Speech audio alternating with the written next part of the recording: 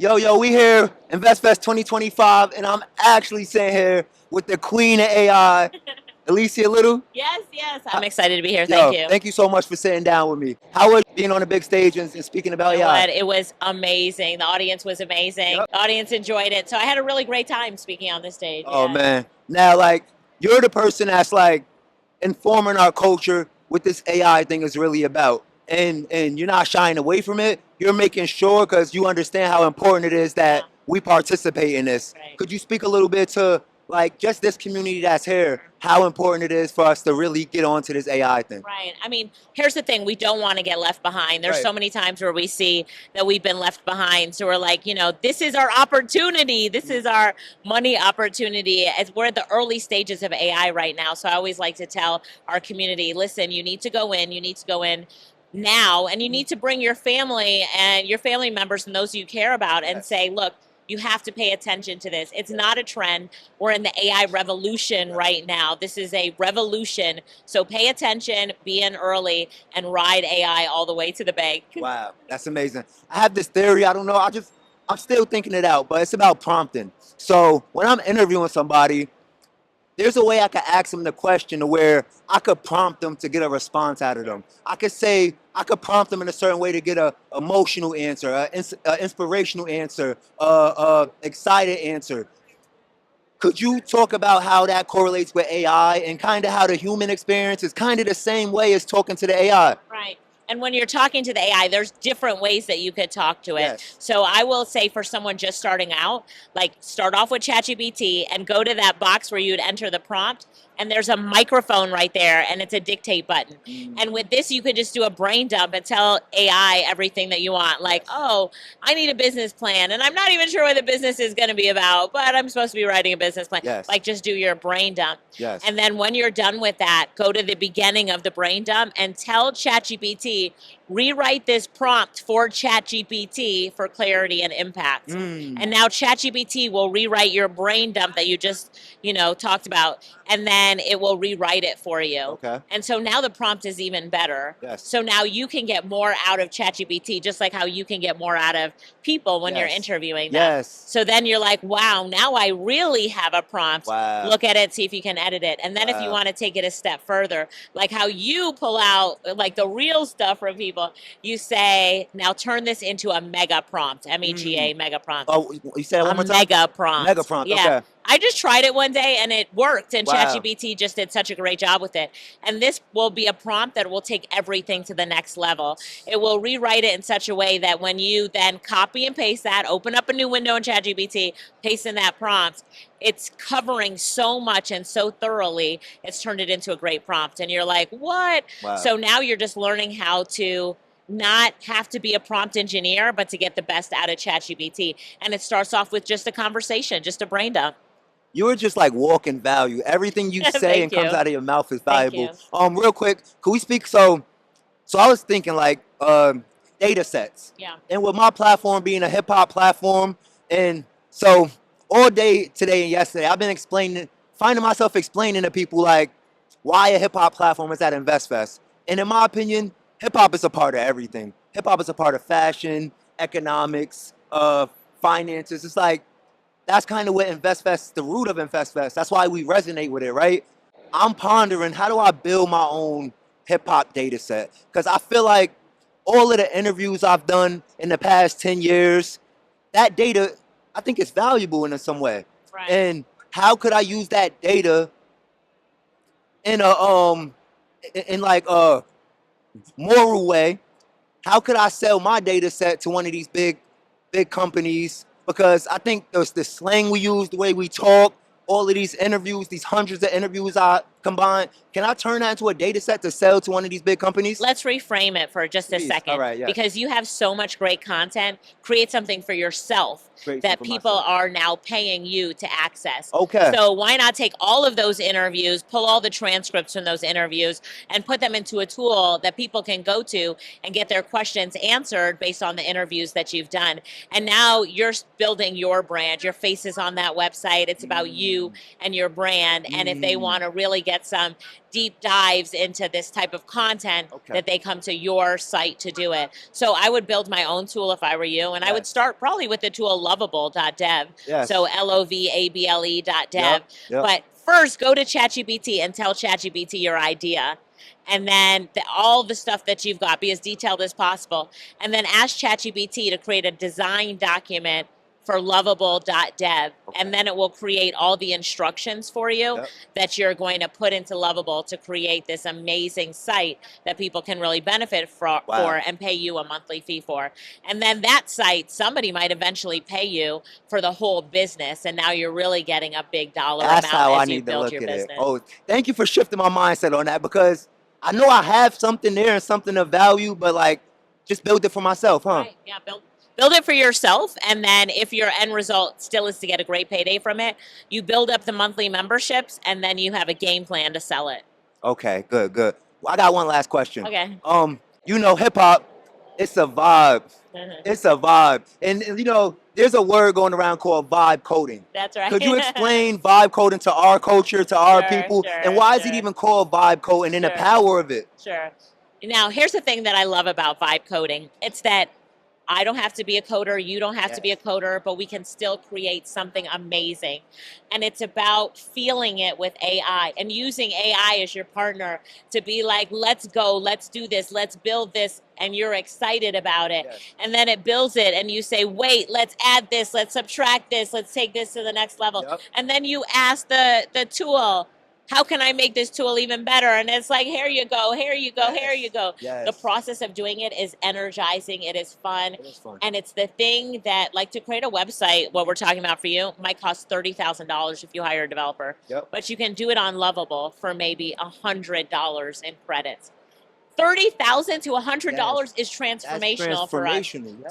So when we talk really about the times that we're in today, where me and you can code, build something without knowing how to code, like, I tell it what to do and I watch the code going down, and I'm like, yes. Look at it go. And this is my partner in building this whatever tool you use. Base 44 is good, lovable.dev is good, and then, you know, you'll feel the vibe. Trust me, you'll feel the vibe and really love working with it. So that's where the word comes from. It's about like the energy of seeing your vision come to life. That's the vibe, and being able to not stress yourself out with coding, and really being able to vibe with building your app, like you're watching it being built. So that's where the vibe word comes from. That's what I tell people. That's when I'm like, you know, you need to feel the vibe, go with it, and keep going. Because when people feel the energy and excitement from being able to build something that they always dreamed of, imagine what that feeling is like, seeing it come to true. It's so powerful. The time that we're in today, entrepreneurs can go from idea to execution so quickly. It's never been seen before in history. So go for it, run with it. Like, run all the way to the bank with your ideas. All right, I'm finishing up. Last year I was a part of the pitch competition, and if I had the ability to vibe code my idea, my AI idea that I had, and I could have walked into the pitch competition with an MVP and actually showed them something. That's right. I probably would have ended up on that stage, and now we have the power to do that. That's right. So thank you for like really screaming out to the masses, getting on these platforms and talking about AI. You're really the authority of this. You're really the queen of AI. Thank you. And it's an honor to have you on my platform. Thank you. I appreciate it. Thank you so much. Yes, keep up the good work. Appreciate it. All right. Bye. Here we go. InvestFest 2025. We did it. Yo, InvestFest 2025. And I'm here, honor sitting with the legend, Trey, the truth. This is crazy for me. Yo, Trey, what's the importance of hip-hop being at InvestFest? That's my main question, because I'm a hip-hop platform. I think the importance of music being at InvestFest, one, for a lot of us who came from the independent world of music, you know, it's all about becoming that hustler, that entrepreneur, and seeing what it is to invest within yourself and everything else. So it's definitely important, man. I have a documentary I'm working on, and it's based off hip-hop being the most powerful teaching tool. We learn everything from hip-hop: how to dance, how to talk, good and bad morals, all types of stuff. And knowing that that's the power of hip-hop being a teaching tool, I think it changed the world. What do you think of that thesis of hip-hop being a teaching tool? Think of anybody who came up to music. We all learned a lot of stuff. We learned what to do. We learned what not to do. We learned what can be the effect of moving a certain way. for those who didn't even have parents like that, a lot of the music raised a lot of people, man. So it's definitely it's very influential in all aspects. You know what I'm saying? That's, and I think our community just need to know that more because they know that. The people that we call the theys, they know that, and that's why they push a certain type of music to the forefront. But last question. ABN took over InvestFest. The booth going crazy. Y'all did y'all thing. Just talk about ABN being at InvestFest and spreading the brand to the masses. Definitely it was important to bring the brand to InvestFest, because so many times I have so many businesses and so many things that I am invested in. I don't take the time to water the plants. And my ABM merch has always been big, so it was dope to bring that, the music, because a lot of times you can spread yourself thin trying to do a thousand things. So definitely something I'm gonna want to come to every year. Definitely gonna want to be part. Definitely, just trying to make sure I stay at the forefront of whatever we're doing on the music aspect, the brand aspect, the business aspect, companies, everything. Yo, I just want to thank you for your time. You are a pillar in our community and our culture. And this is like, for Rap Deals, this is a top 3 moment for me right now. So thank you, Trey. Thank you for all you do for the community with your philanthropy. It's an honor. InvestFest 2025 Rap Deals Network. We did it. We got Trader Truth on the platform. Let's go. Signing out. Yo, you know what it is. Rap Deals InvestFest 2025 at what I call the RAPDILLZ stage. We here with Ash Cash, the motivator. Yo, this is actually a full circle moment for me because the first podcast I ever produced, the Do Say Friday podcast, we had you on there. And you came through with the innovative. I still got the book signed to this day, the 444 book off Jay-Z's album. And your growth since then and the empire you built has been motivational and inspirational. Could you speak on from then to now? Man, I appreciate that, man, because oddly enough, I wrote my first book in 2009. It was called Mind Right, Money Right, 10 Laws of Financial Freedom. Bleak. Off of Bleak. So I've always been a Rockefeller stan. So Bleak, I'm actually still a Bleak fan, whole fan or whatever. And so, but I was afraid back in 2009 to mix rap and finance because I actually had somebody tell me that it wouldn't work. So in 2009, I did it, but I tried to do it covertly or whatever, covertly. But fast forward, 444 album comes out. I listen to it. I say everybody's talking about Jay-Z cheating on Beyonce. That's 20% of the album. 80% of the album, he's talking generational wealth. He's talking about how to spend money, how to save your money, wills, trust, all that stuff. So I decided to write the book. And salute to you, salute to the team. Had me up at the Rock Nation headquarters interview with them, really talking about that.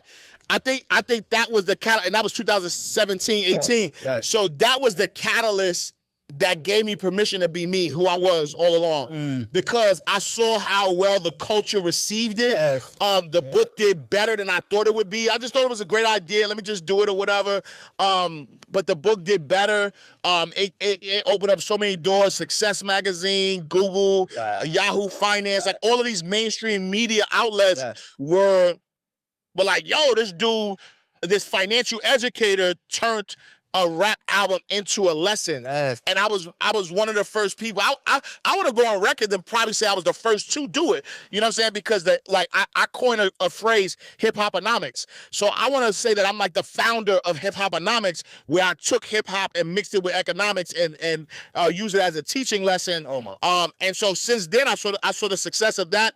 And I just leaned into my authentic self. And like you said, man, all praises due to the Most High. I was able to, like the amount of success I've had since then is like I've reached millions of households. I've impacted millions of people. I've made millions of dollars.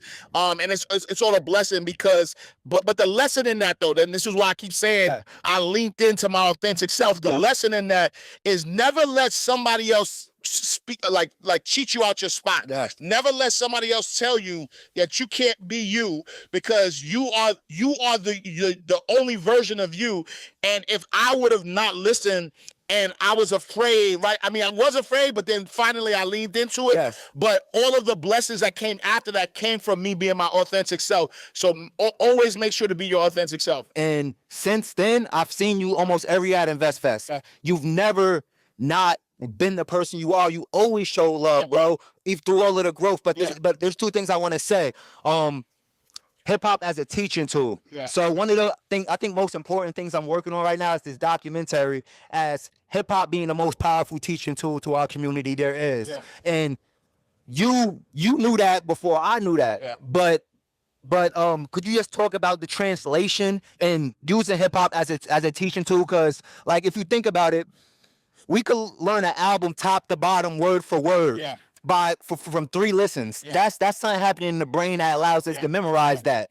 Now, if the message in the music is the right message, imagine how we could teach our community. We learn everything from hip hop: how to dance, how to talk, how to dress. Yeah. Morals that might not be all good and bad. But talk about hip hop. And last thing, it's called RAPDILLZ. I find myself this weekend have to explain to people, like, they're like, you a hip hop platform. Yes, but hip hop is everything. Hip hop is in fashion, economics, really, whatever. Hip hop is a culture, though, Culture. and I think so. What you just so our enemies know it too. And they know. Oh, They keep know, going. Our enemies know the power of it as well. So I'm a '90s baby, right? Yes, so I grew up in the '90s, and so I remember the self-destructions. I remember where hip hop was used as a tool to teach. Knowledge right? yourself. Knowledge A lot yourself, of that. right? Yep. And so what happens is those who understood the power of the music, they infiltrated and they used it the way they wanted. They use it. And so I've always known that history of it. Like, think about it, right? Think about how NWA was about police brutality. Yes. You know what I'm saying? And then Dr. Dre gets removed from NWA, goes to another side, and now bitches ain't shit but hoes and tricks. Yeah. You know what I'm saying? Lick all, you know what I'm saying? Yeah. And so think about the message of, the destruction. And I'm trying to stop the police from attacking us, to now we degrading our women and all this different stuff. So for me, it's like, we got to understand that the power of words. We have to understand the power of music and use it in the right way. But the other piece of it too is that hip hop is the biggest unifier. Yes. Right? I was on a vacation with some of my day one guys, and we were in a club. It was 90% white people.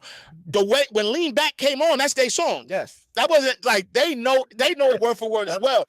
And so I think that we have to understand the power of hip hop, and then use that power for our good. You know what I'm saying? And so, unfortunately, there are a lot of the labels are using it to promote drill music, to promote negativity, All the stuff that's on the forefront. all the stuff that's on the forefront, even promiscuity, like I never knocked nobody hustle. Me neither, But how did Sexy Red get pushed up all the way to the top? We need a balance. We need a balance. We definitely need a balance. And so it's up to us as consumers to take that balance back, right? We cannot allow people who get paid off our destruction to steer things in the direction that they want to steer it. And so that's why I do what I do. That's why I appreciate you for doing what you do. But the goal is, instead, like, I don't talk about the negatives as much, because you combat the negative by just putting out more positive. And that's how I roll, man. Like,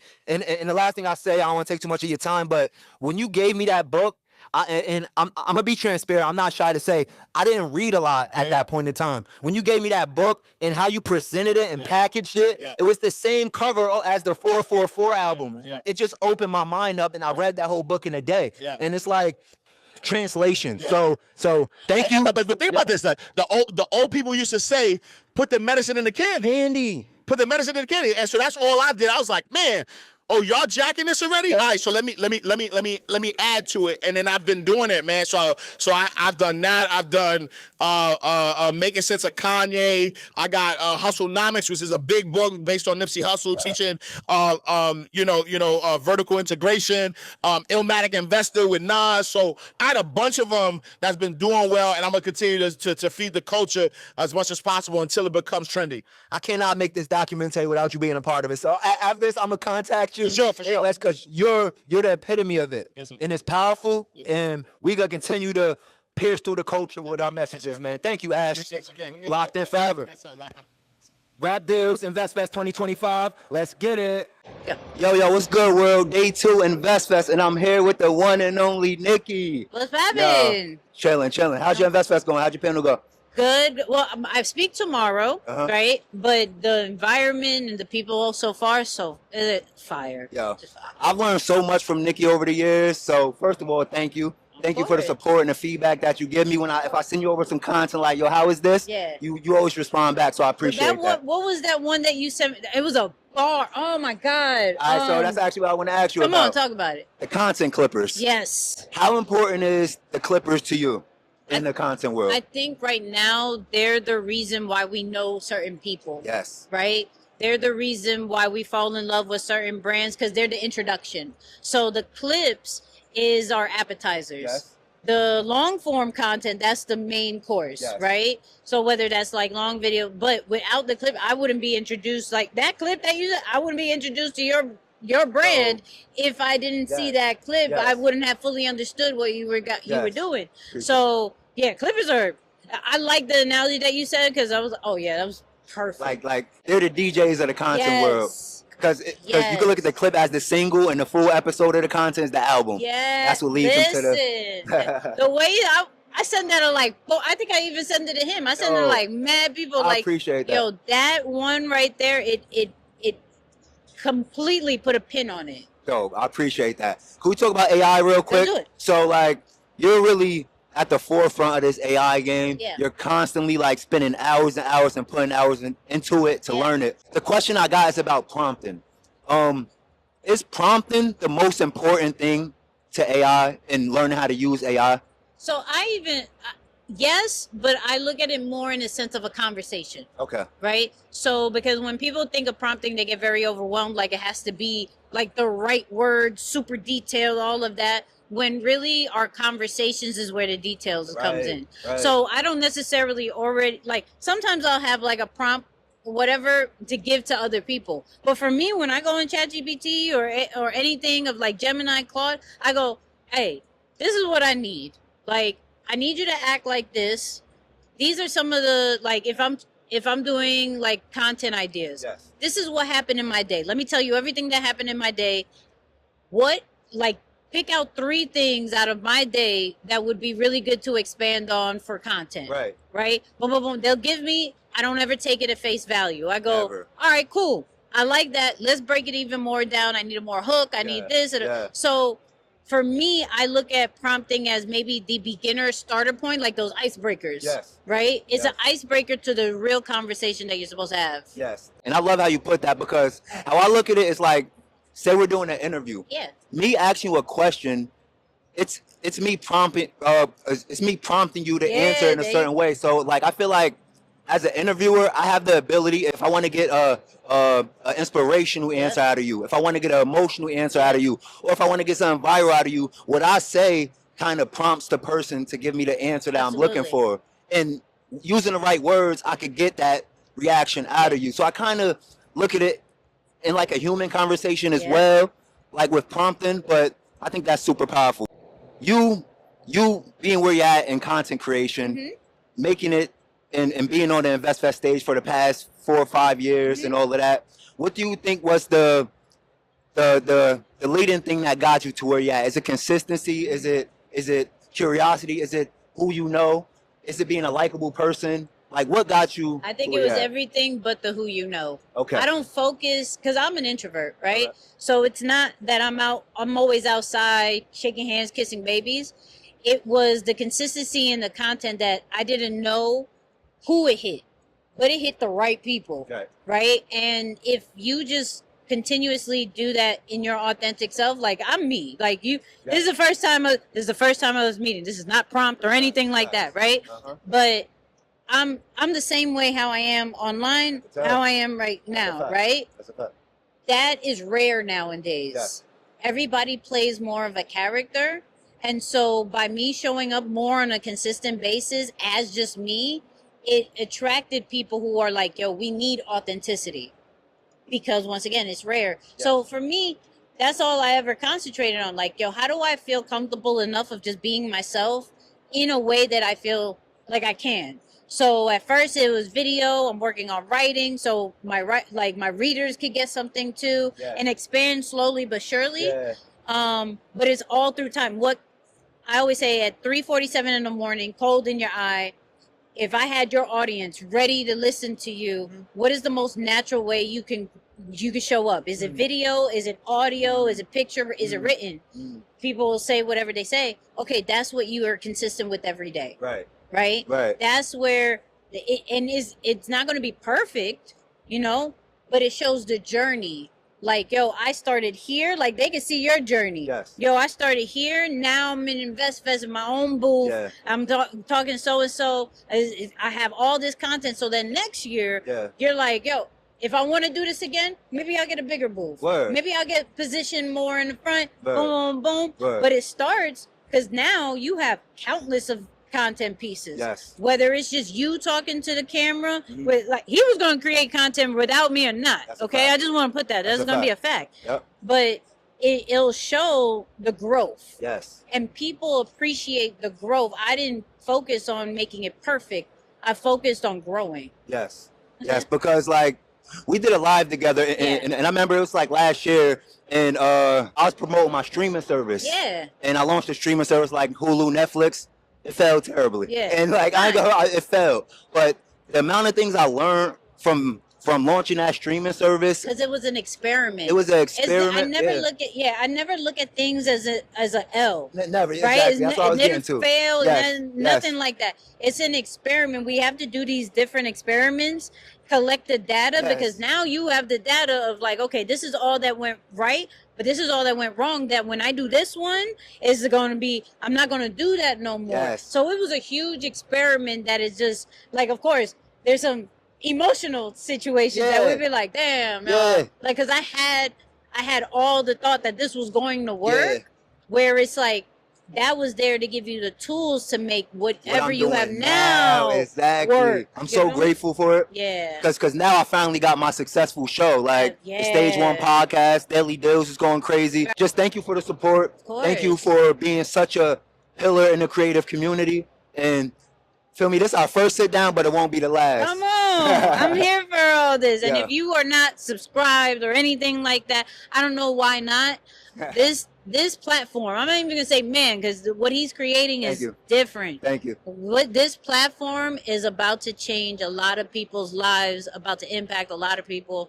Just pay attention. Just sit to subscribe, follow, comment, be like, you right, Nikki, you right. Yeah, that's another one. InvestFest 2025. The legend. Yo, what's good, bro? We here at InvestFest 2025, RAPDILLZ Network, and we got a legend here in the content game. Wayno in the building. What's good, brother? What's going on, man? I can't complain. How you? Good, man. Good. Yeah. First of all, shout out to you on what you're doing, what I do with myself. Thank you, man. Yo, Thank you. It's so dope. You and Rob Markman actually inspired me to start my my monologue series, Daily Deals. That's fire, man. Because me and Rob, like, we both started at the same time, and when we was trying to figure out what we was going to do independently, we was going back and forth about how we was going to approach it. So that means a lot that, you know what I mean, we inspire somebody to get on their game. That's a fact. And you know what I took from it?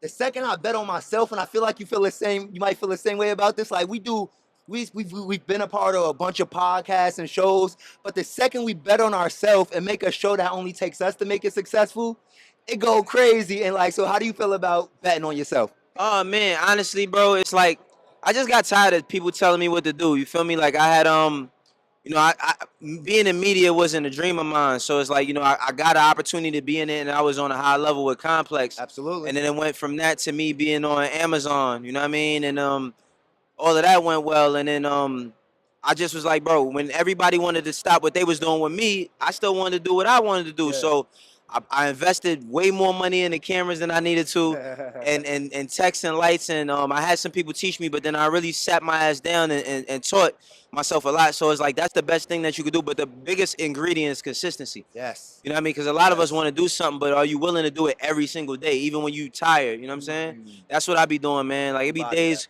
a lot of them episodes I done did at 4 o'clock in the morning, after I just woke up in the middle of the night and checked my phone, it was news to break. So Yep. it depends on how bad you want it. Yeah, exactly. Yeah. And like, so Tyler the Creator said this. He said, "Create like a kid and edit like a genius." Mm. When I'm creating my Daily Deals episode, my 15-minute clip, it's like an hour long before the edit. Yeah. I'm stuttering. I'm getting tired. Yo, it's like crazy. But like, just like giving the fans our thoughts, our authentic thoughts on hip hop. I think that's why it's resonating. Yeah. You feel me? I'll give you a gem that somebody Please gave me when it comes to recording. Yep. Because a lot of times, you know, you don't got an audience. So if you're doing it directly by yourself, it can be difficult. Treat the camera like it's a person. Okay. So like you know, my man Speedy Mormon, Yo. he told me this. I really admire the way he speaks. It's really the best, one of the best interviewers in the game. Yeah, and I asked him, I was like, yo, like, how are you able to do it like this? And he said, man, when you on a camera, don't think about like the millions of people that may be watching you. Don't think about like all the people or where it's gonna go. Just think of it as one person. Just talk to that camera. If you mess up, you could fix it quickly and just use that. You know what I mean? And ever since he taught me that, it helped me better with my speaking. Okay. You know what I mean? So it's Yeah. like, because it happens, man. Yeah. Sometimes you get a little ambitious. Sometimes you might not know the thought that you want to spit out, and then you say something that you ain't mean to say. You're like, damn, let me stop it and do it again. But yeah, just take your time. Okay, bet. All right, so Wayno, I have a theory, right? Okay. And just hear me out. It's about the content clippers, right? Okay. The thing I'm saying, the content clippers to the content world, content clippers are the DJs to the content world. And the reason I say that, back in the day, the DJs would take the single off of the album, put it on their own platform, blow the single up, which would make people go and listen to the whole album. When the content clippers take our clips from our content, all it's doing is leading people to our full album, which is our full episode of our podcast. And I feel like we should start putting more respect on the content clippers' names and start, as creators, building armies of content clippers. Like y'all used to build armies of DJs with the labels and stuff like that. What's your thoughts on that? I mean, I think it's a good analogy. It's different, but it's a good analogy. Okay. I mean, one day, my homegirl had sent me one of my clips that somebody had posted, and it was 8 minutes, right? And I was like, at first I was like, that's too much a little bit. No, at first I didn't care, but then it had got like 480,000 views. Oh yeah. And I was like, damn, you know what I mean? But at the same time, it's like, bro, I'm also not trying to police, you know, everything. Like, as long as you ain't taking my whole entire you know, my brother New Face, as long as you ain't taking my whole entire episode, I'm cool with it. You know what I'm saying? Like, my whole thing is, I'm excited and I'm happy when somebody likes what I do enough to spread the word. So I do agree that there needs to be a little bit, I wouldn't necessarily just call it respect, but I think that there needs to be more building with us and the people who do clips. Okay. Yeah, but that is a form of respect. But yeah, I think that it does well. But then you also got to remember, it's people that clip up your content and then they monetize it as well, and they own what they can. So it's a slippery slope. But I respect anybody who takes or is inspired by anything I make and do something with it. Yes, because you're going viral all the time with your clips. And like, just to expound on that, so the streamers like Kai Cenat, Aiden Ross, all of these people, that's literally their sauce and formula to blowing up as streamers. They have armies of clippers, like 100 clippers that watches their whole 8-hour streams, and they're just clipping, which is leading people to go watch the full stream. You feel me? Right. And it's really like curation though. Yeah, you gotta have an eye for it. You gotta have an eye to be able to watch a 2-hour podcast and know, like, oh, what he just said there. That's gonna go crazy and flip it up. You feel me? Yeah, my only thing with that is though, also is like, it's cool, but like I never do nothing with the intent to go viral. Yes. Everything I do is like with the intent of just getting my thoughts out. Like I'm not doing nothing because. I mean, I'm doing it because I want it to be seen, get recognition, but I'm not like, yo, I'm gonna say it like this because people gonna love it how I say it like that. Like, click farming, like I just talk from my perspective, and I hope that people see it and respect it enough to watch it. That's it. So anything extra after that is cool, but for me, I'm just trying to give my perspective, you know what I mean, on things and how I see it. Understood. Just one last question before we close. Okay. InvestFest.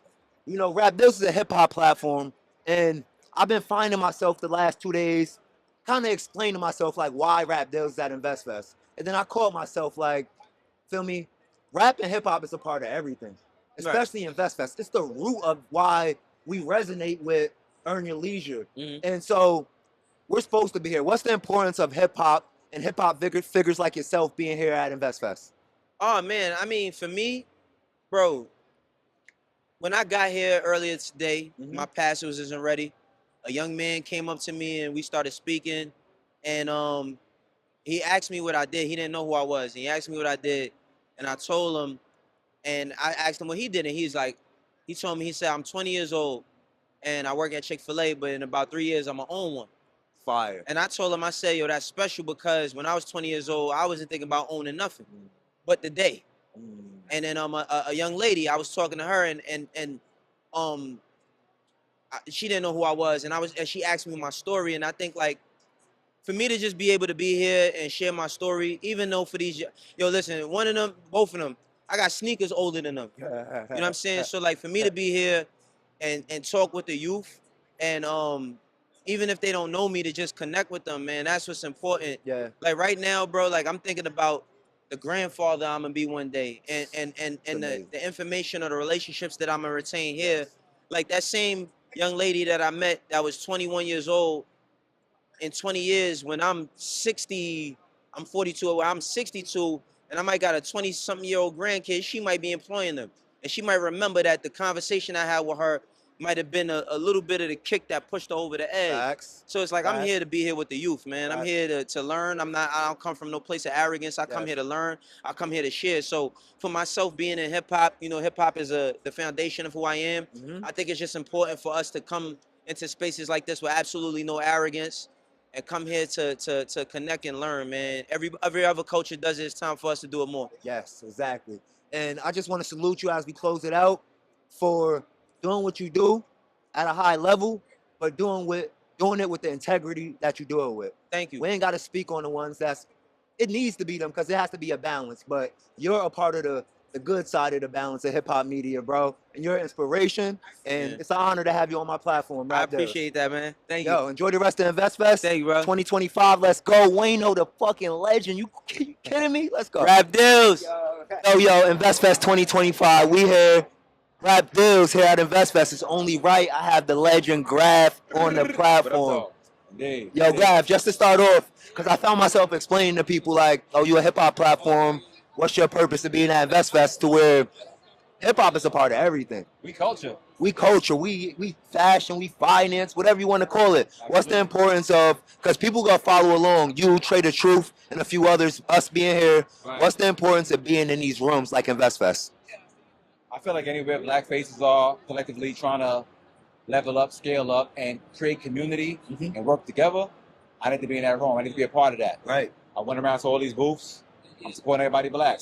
How much is this? How much? I'm buying every fucking thing. I got bags. That's so dope. I can't even fit them in a suitcase. That's so dope. Supporting everybody black, man. I'm here, and we build a community and supporting each other, man. Okay. Real life community love. Yeah, no, that's amazing. You doing it. I'm seeing you touch the people. It's nothing like touching the people. All right, so first I seen you on an interview with Ray Daniels, right? Yeah. And you was talking about something 38 Special said to you that changed the mindset of how you going about this. And we had 38 Special on my platform, and I specifically asked him, what was it that you told Graf that changed his mindset and got him going so crazy? And he explained it's really about the translation of it and how he spoke to you on the level that y'all on, and like he ain't try to speak above you or like use big words on this is how you do this and that. Could you talk about the importance of translation? And it must have been something because like InvestFest, it's other lanes to get this money and all of that type shit. Could you just talk about the importance of translation and making it understandable, whatever it is for us, our people to get? I'm sorry I made that long-winded. No, it was good money. I think it's important to communicate effectively and clearly because it's about relatability. Yes. It's about connecting. Yes. So now, if you're speaking to me in a language I don't understand, we're not going to get very far. Right. Now, if you're a hood nigga, like perfect example, right? I tell my homies, you can run a block, you can be a CEO of a company. Because the energy and the deep attention and detail it takes to be successful in the streets, that is transferable. That exact energy and approach will have you running a company smooth sailing. That's powerful. No bullshit. I remember looking at my own notes when I was outside my whole life, and I looked at how detailed it was. I'm like, the nigga who wrote these notes could run a 500 Fortune company, 100%. This nigga who wrote this notes right here could run any company you put him in. He's a boss. Yeah. This is a business plan. Wow. No, So, for real. It's just about how you communicate it. Okay. And going into that, so one of the most important things I'm working on right now for my network is my first documentary. And it's about So, hip hop being the most powerful teaching tool. 100%. And this is something that you teach kids in the schools about. Every day. Because, Graf, like, I actually need you on the documentary. We learn everything from hip hop, right? How to 100%. talk, how to dress, how to dance, Facts. good and bad morals. Facts. And, like, say it's an album. We could learn an album top to bottom after 3 listens. That's something happening in our memory that's allowing us to have that information stick. That's a fact. Now imagine if, so we know that, Right, and right. because we know that, we know they know that, the days. Absolutely. So like, talk about the importance that we let our community know that we could spread the greatest messages through our music. Hip hop is culture. We are Yes, the voice of the youth culture in particular, yes, and we run the world, whether Yes. we own shit or not.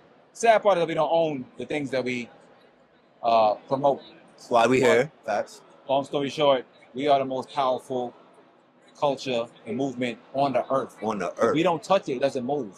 I don't care if it's an app, TV show, a clothing brand. If we don't co-sign it, it doesn't pop. It's facts, Set it bro. down. Yes. So I got a program called Music Therapy, a curriculum. And I put it to these inner city schools in New York City, where I come to the schools myself, my laptop speakers and all that, educate these babies on how to create music. And it seems like it's a fun, creative standpoint, but it's really from an educational point in terms of learning how to express your emotions properly. Wow. The social emotional learning is Yeah. finest, man. So No, it's that's like, that's powerful. I'm there to show these kids how to really get how they feel across, become better communicators, know who they are, get more in touch with who you are, because things they say in music, you're not gonna say to a teacher, you're not gonna say to your parents. The truth don't come out in your conversation, but it's gonna always come out in hip hop. You know what I'm saying? The truth will always come out in the arts. Emotional intelligence, basically. Like, Facts. that's important So this is like a class on emotional intelligence, how to express yourself better. through music. I'm telling you, man, hip And hop. you're using that as the teaching hip-hop is tool. medicine, bro. Yo, that's so genius, Hip-hop is bro. medicine, bro. That's so genius, man. Yo, Grab, I don't want to take too much of your time. Just lastly, you know, because a lot of people go, I love that you're showing people that you're at InvestFest. I love that you're like, it's important Yeah. because next year, 20 more rappers gonna come in, like 20 more artists gonna come in. It's just gonna open our eyes to bigger things and getting into bigger sectors. Big fact. What other sectors other than hip hop are you about to, if you're not already, about to hop into? Real estate, stocks, what's going Yeah, on? all of that. I definitely dabble in real estate. That's a big part of what I Fire, do. fire. Owning properties, and I got Airbnbs all over the fucking place. That's fire. As a matter of fact, this is a jewel I can give rappers. Wherever you travel to, any city you like, get an Airbnb in it. So you can just make money while you sleep. And then you can travel almost for free. 'cause And then you own can the shit. vacation there whenever Yeah, you want. and it pay And for itself. You can go there whenever you want. genius. So I like Paris, I like LA, I like Houston. I try to get space in all these places so I don't got to pay when I go there. So it makes money for me, and I'm going to go there anyway. Little jewel, you know what I'm saying? So real estate, Drop. education. I also have a clothing line called Dope NYC. Yeah, that's fire too. Touch your money, yeah. And not Right. to cut you off, you had you know how to cut off sleeves is the biggest thing. You had those with your clothing line before it was a thing, bro. Early, Oh, you was rocking those last year, like, early. but that's the look now, and like Dope was doing that before, yo. Fact. Shout out to you and all your endeavors, bro. Thank you, my Thank you for brother. sitting down with the platform. All day. It's our first conversation. It won't be our last. RAPDILLZ, biatch. Let's go. Tap in. Yo, we here at InvestFest 2025, RAPDILLZ Network, and we got the legend, Queens Flip. Like, Yes, what's sir. happening Yes, sir. this What up, what up, what up, weekend, what up, what up, what up, man? Yo, Flip in the building. chilling, you killing it. You taking this podcasting game, content game to the next level. But I got a theory that I want to get your perspective on. Sure. The content clippers. The content clippers are the DJs of the content world. If we look at our clips as the singles and our episodes of the podcast as the albums, when they take our singles and put them out there, it leads people to check out the whole episode. And I feel like we should put respect on the content clippers more. What do you feel? I agree with you 100%. I did the clip farming, content clippers. Those are very important pieces to this new to the new day and age, to the algorithm. Yes. They help take your footage, your content, and your likeness to the next level. Yes, that's how our podcasts are getting discovered. Yes. You might say something dope or insightful on your podcast. Somebody takes it, clips it up, and now everybody's going to go check out the Yes, podcast. exactly. Facts. How has the podcasting passing world impacted you? And just this new resurgence, because I feel like you have a new, like, your brand is turning into a new thing. You're not kind of doing the type of content you used to make now. How's the podcasting game changed after that? Well, I started podcasting in 2016, So you've been doing it, though. yeah. Flipped the script with DJ G Money, so that was good. But the podcasting now, that was good. That, you know, speaking to the people in the streets, speaking to just getting the stories, man, and it was amazing. Finding out it was more like me putting my personality on screen with my brother DJ G Money. Yes. How has it helped me now? You know, the JBP has helped me rebrand and show me a different lights of people. Because that's important to me. As you get older, you want to rebrand. You don't want to be known as the same thing. Yeah. And you want to be able to elevate, not stay stagnant. Yeah. So, you know, the JBP is helping me elevate into, you know, a different realm. All right. So, last question. Throughout the day, yesterday and today, I've been finding myself kind of trying to explain to people why RAPDILLZ, a hip-hop platform, is at InvestFest. And then I got to a point where I was like, bro, hip-hop is everything. You're part of fashion. You're part of finance. We're part of culture. I shouldn't have to explain this. Why is it important for hip-hop to be here at InvestFest this weekend? Because hip-hop is a part of the world today. Yes. Hip-hop is extremely important. And it's important for hip-hop to be at InvestFest because a lot of artists and a lot of hip-hop artists make major investments. And we don't highlight that. We look at them, we make fun of them. Some of them, we say some of them going broke or because we don't see them in the light or they fell off. But a lot of times they take their time to make investments and move to the next level in life, right? To build a future, to invest in their estate. So it's important hip hop is important because it shows the young people who follow hip hop being here. There's nothing wrong with investing. There's nothing wrong with meeting new people. There's nothing wrong with meeting black people, being around black people, and helping one another. That's a fact. You embodied that. Like, I have a documentary I'm working on about hip hop being the most powerful teaching tool. Everything I learned was from hip hop. How to talk, how to dance, unfortunately, morals, good and bad, just everything from hip hop. And using that as a funnel to teach other things, I think is one of the most powerful things. Do you agree? Yeah, I do agree. Yo, this is legendary for me. I ain't gonna hold you. Queens Flip, RAPDILLZ Network. We here Thank you very in much. 2025. Thank you, my friend. I like it. Salute. First time won't be the last time. RAPDILLZ. Yo, what's good, world? InvestFest 2025. I'm here with my guy Harlem. Feel me? Peace to the people. InvestFest is looking very good this year. Looking very good this year. And I thought it was important to tap in with you because I think it's super important for hip hop to be in these rooms. You feel me? Exactly. And like hip hop being in these rooms is what's gonna take hip hop to the next level. And like I found myself explaining myself to people like why RAPDILLZ is here at InvestFest a lot. But in all honesty, hip hop is a part of everything. Hip hop is a part of finances, fashion, just culture, period. So we supposed to be here, you know? Right. And you're on the management, A&R, co-producing side, right? Yep. Could you talk a little bit about, I got a question about management. So they say, as a manager, it could be a very fruitful position, but to be a great manager, you have to put your artist before yourself. Do you believe in that? Yes, you always got to put your artist before yourself. Yes. And you got to make sure they're in the right rooms. Yes. Getting them the right contacts. Yes. And just managing their day to day and just staring. It's like you're a pilot. Uh-huh. So you steering the ship. Steering the You're ship. trying to stay away from. You ain't trying to go too low. You ain't trying to go too high. Yes. You're trying to stay even kill. Yes. And build progress for your artist's career, whoever you work with. Yeah. So it's not for the weak, and it's a lot of people that take on the job as management and think it's just I'm gonna do this day and this that day, but it's really a full-time job, like managing an artist, huh? Management is 365, 360, 24/7. Like, 20, might get a call at 3 o'clock in the morning. Like, yo, we got to be in LA tomorrow by 5.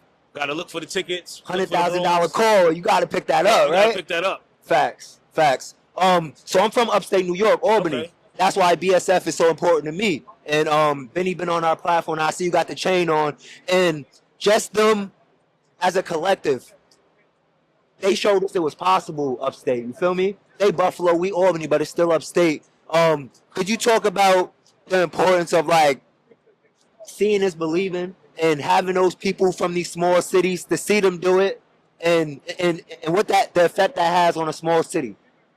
Right. I first started listening to Benny like maybe in 2018. Wow. Okay.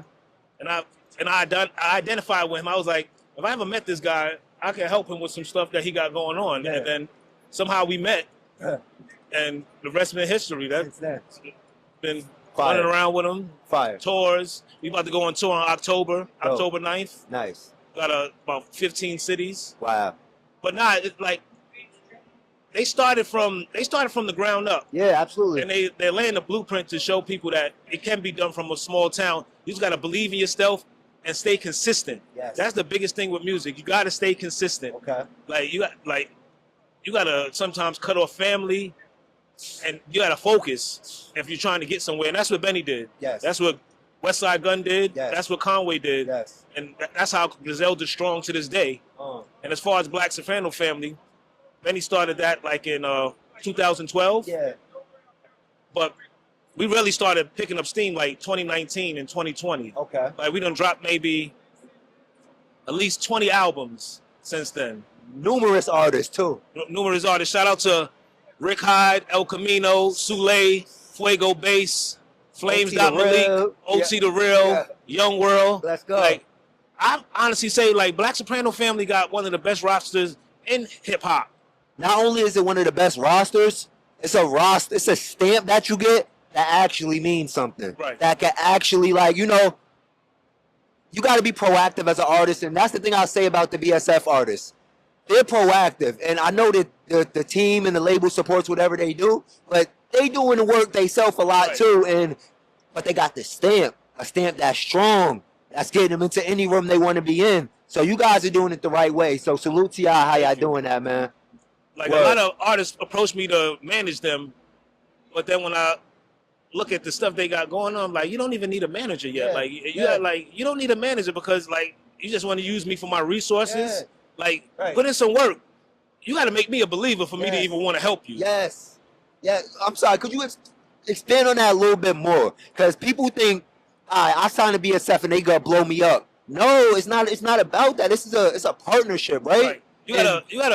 You gotta be building. Yes.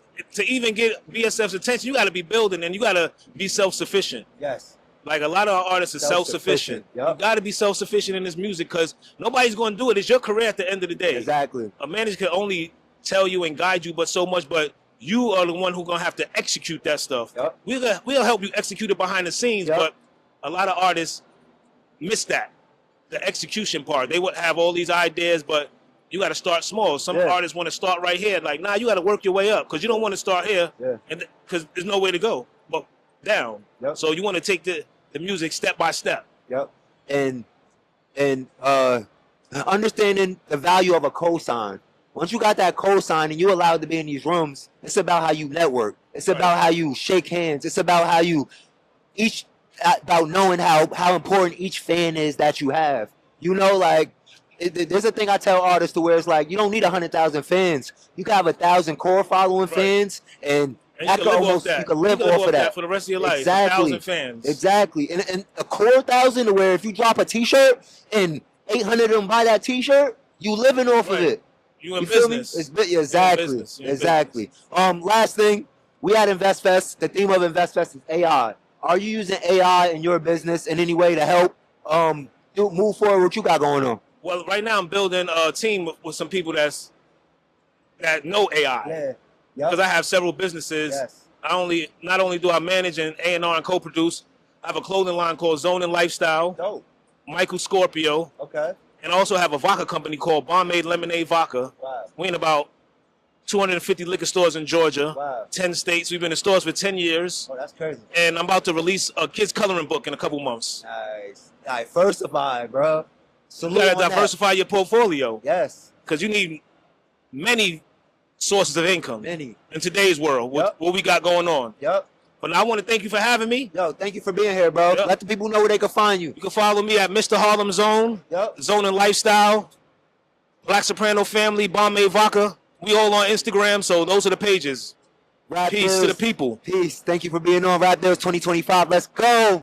Yo, we here in InvestFest 2025, and I'm here with Mr. J Hill. What's up, brother? Bro got one of the biggest up-and-coming podcasts in the game, bro. How does it feel to be at InvestFest this year with having your platform where it's at? Oh man, I feel good, man. Especially that I get a chance to speak.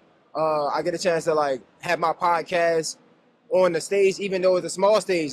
It's a stage, right? I wasn't on the stage before, so the fact that I'm here and I'm on the stage this year, it shows growth, and it definitely it gives inspiration and motivation to the people that's doing podcasts that come from where I come from. So like, it feels amazing, bro. Bro, you inspire me, bro. Thank you, man. You really inspire me because like this is my 3rd year here. RAPDILLZ is about to go on 10 years old, and I don't ever look at other people that whose time came before mine as competition, and I look at that as inspiration, bro. Sure, yeah. And my whole purpose for doing this year was like I told myself last year, I can't come back to InvestFest unless I'm on one of the stages. Yeah. I didn't get to that point yet, even though we had a good year. So I came back and I made my own stage. This is called the RAPDILLZ stage hard, right bro. here. You It's feel hard. me? Yeah. Word. Just talk about cause all right. So this is a theory I got. Is what I say. It's about the content clippers, right? Uh-huh. And the thing I say is the content clippers are the new DJs of content. Why I say that is our clips is the singles. The singles is what lead people to the album, the full episode. Yeah. How important is the content clippers to you and your content? Bro, they extremely important. I ain't getting none yet. Yep. But they important because I got to clip my own Yes, clips, right? yes. So if I can get some clippers that's gonna clip my videos, that make my job Yes. way easier. Yes. So like, bro, they killing it right now. Like, Killing it. man, I wish I can get 1 or 2. You know what Yes. I'm saying? Because the fact that think about the streamers that's out there working and streaming, and then all they doing is clipping. By the time they stop streaming, they got 100 clips up. Yes. So like, man, what? Yes. I love that analogy. Like, they the DJs of this, and they are, bro. They super important, bro, for They're sure. the curators, and like people like Kai Cenat and them, they have clipping armies, and it's an exchange of value because when they clip your content up, yes, they get paid for monetizing on TikTok and YouTube and this and that, but they're also sending people to your show. Yeah. You feel me? And your content is perfect for it because you have value in your content, and I love your how you keep it authentic in your content. Thank you, bro. You don't try to like act different or talk different when you interviewing these people. What's the importance of authenticity in your show? And when Bro, honestly, if I'm gonna be completely honest, bro, it's really to show people that you can do it your way, bro. Yes. Like I remember, like you said, like last year, I said, bro, I'm not coming again unless I be on the stage, and that might have been a lie, right? But I said it like I'm not coming again unless I'm invited. I want to do it the right way. I'm tired of finessing, right? Yes. And I was able to be fortunate enough to be invited as a speaker. And but if I wasn't, I probably would still came. But I said it to say, I was saying all that, and people were saying, bro, you can't think like that. And I'm like, nah, bro, that's what I want, Yes. and that's what I see for myself. Yes. So I'm a dreamer, and I'm a dream big like that. Even now, like the podcast stage is dope, right? But I know I want to be on the main stage. You know what I'm saying? So it's like I'm always trying to go for growth. So it's like I think that's important, so people can see that I'm not arrogant, I'm not cocky. Yes. I'm just somebody that inspired to be. And if you see me continue to level up, you will see it like, damn, bro, like he really came from the project. Yes. He did it. I know I can do it because Yes. I ain't come from no family. I don't got no connects or nothing like that. So like, it's extremely important to be yourself and authentic, bro. Yo, shout out to you, and I just thank you for sitting down and talking to me on my platform. For sure. Hopefully, we'll collab more in the future. Yeah. And like, it's just the beginning of a locked-in relationship in the Nah, for content sure. world. Post it on Instagram, send me the collab, bro. We going through it. Absolutely. My dog, Thank you, bro. my dog, for Appreciate sure. you. InvestFest 2025. My bro Jay, we here, we doing it. Just tell people where they can find you real quick. Yeah, you can follow me everywhere. Mr. J Hill. That's YouTube, Instagram, Twitter, TikTok. I don't know, everything. Mr. J Hill. Yeah, and if you don't know, he just had the founders of this whole festival on his platform. Yeah. And that interview going crazy, so much value. So tap in with bro, let's get it. InvestFest 2025, let's get it. Yo, we here, InvestFest 2025. Yep. We here at the RAPDILLZ stage, and I got the legend in this content creation game, Shatik in the building. What's goody, brother? What's good? I'm good. How are you? I'm good, man. I'm Good. just here taking it in, trying to making some content, For sure. for high sure. level, Yeah. and it's ill because I always watched you, bro. Okay. When I started this videographer thing, I started making music videos. Oh, all right, all right. So just saying, knowing I come from the music video space, you know probably the inspiration you've been to me. okay. Could you talk about how the music video space is for you in 2025. Well, currently in 2025 for me, the music video is non-existent. I kind of stopped doing that because the game had got so saturated with everybody being able to do so. You know what I'm saying? So it goes from, you know, with the financial aspect of it all. If I'm charging $5,000 for a video, some dude that's just as good is gonna charge $600. Understood. So that's kind of like, you know, and then, you know, it got a little more dangerous. Yes. You know, so it's like, am I going to go outside to risk my life for this amount of money? You know what I'm saying? So, but it's kind of, I don't know. It's I don't know. I can't. I understand completely, Yeah. bro. It's Uh-huh. like we were risking so much. Like as music video directors, Right. we would go to any hood that called for like, oh, all right, you want to shoot a music video? We pulling up. Pulling up. And if we think about it now and like looking back at it, like we was kind of wild and we probably had the most dangerous job in the motherfucking content. Like, yo, the dudes waving guns in the waving camera, guns to the camera, and like- then you got thousands of dollars worth of equipment Yes. just right there. And Yes. sometimes it'd be just you and two people, or you Exactly. and one other, or sometimes by yourself. You know what I got tired of? Uh-huh. I got tired of shooting music videos for like 500, Right. and that the artist telling me that was their budget, Right. but they pulling out 10 bands into the shot, bro. That's Like, the worst thing. Like the everything, the whole set would be worth $20,000-$30,000 Yes. paying the girls and all that stuff, all and then you know you want to skimp on the budget for the production of the video, you know. And we not pocket watching. We just saying take care of the person that's making it. Or put more money into the production. Yes. Like we want some better lights. Yes. We want, you know, Yes. things that's gonna make our vision come to life. And our portfolio gonna look better after shooting Exactly, this video, right? exactly. Right. But you had so many legendary moments in this shit. Right. What are you focusing on now? Is it podcasting? Is it films? Is it clips? Like, what's your thing? Well, I'm doing films, podcasting as well. I have a podcast of my own called Conversations on Film. Fire. Yeah, and you know, we've been on a little hiatus because I just moved out here to Atlanta. Oh, congrats, bro. Thank That's you, that's a thank you. big move. Yeah, bought a house out here, you know. Oh. Just, you know, making sure the family's straight, Yes. and then going to get back into Yes. that. But I'm also working with like other podcasts. I was working with The Read. That's like a major podcast. I heard of them, of course. Yeah, a lot of different podcasts. And right now I'm working on one of the housewives. They have a podcast. Fire. I can't really say her name yet, but soon you'll Soon to see. come, soon Yeah, to come. soon you'll see. And yeah, that's really it. That's dope though, because the podcasting scene is so thriving. Right. And you know, it's a lot of people that do it, but to be able to have a high produced podcast, you gotta have the equipment that we have Exactly, and the exactly. expertise that we have. You Right. know, like it's such a like you kind of so for me, I'm so grateful for the mistakes I made in the past. Right. From the times that I thought I was recording and I ain't press record. From the word. times that my audio, I thought it was going, but it wasn't going. Right. I've learned from all of those things. And Yeah.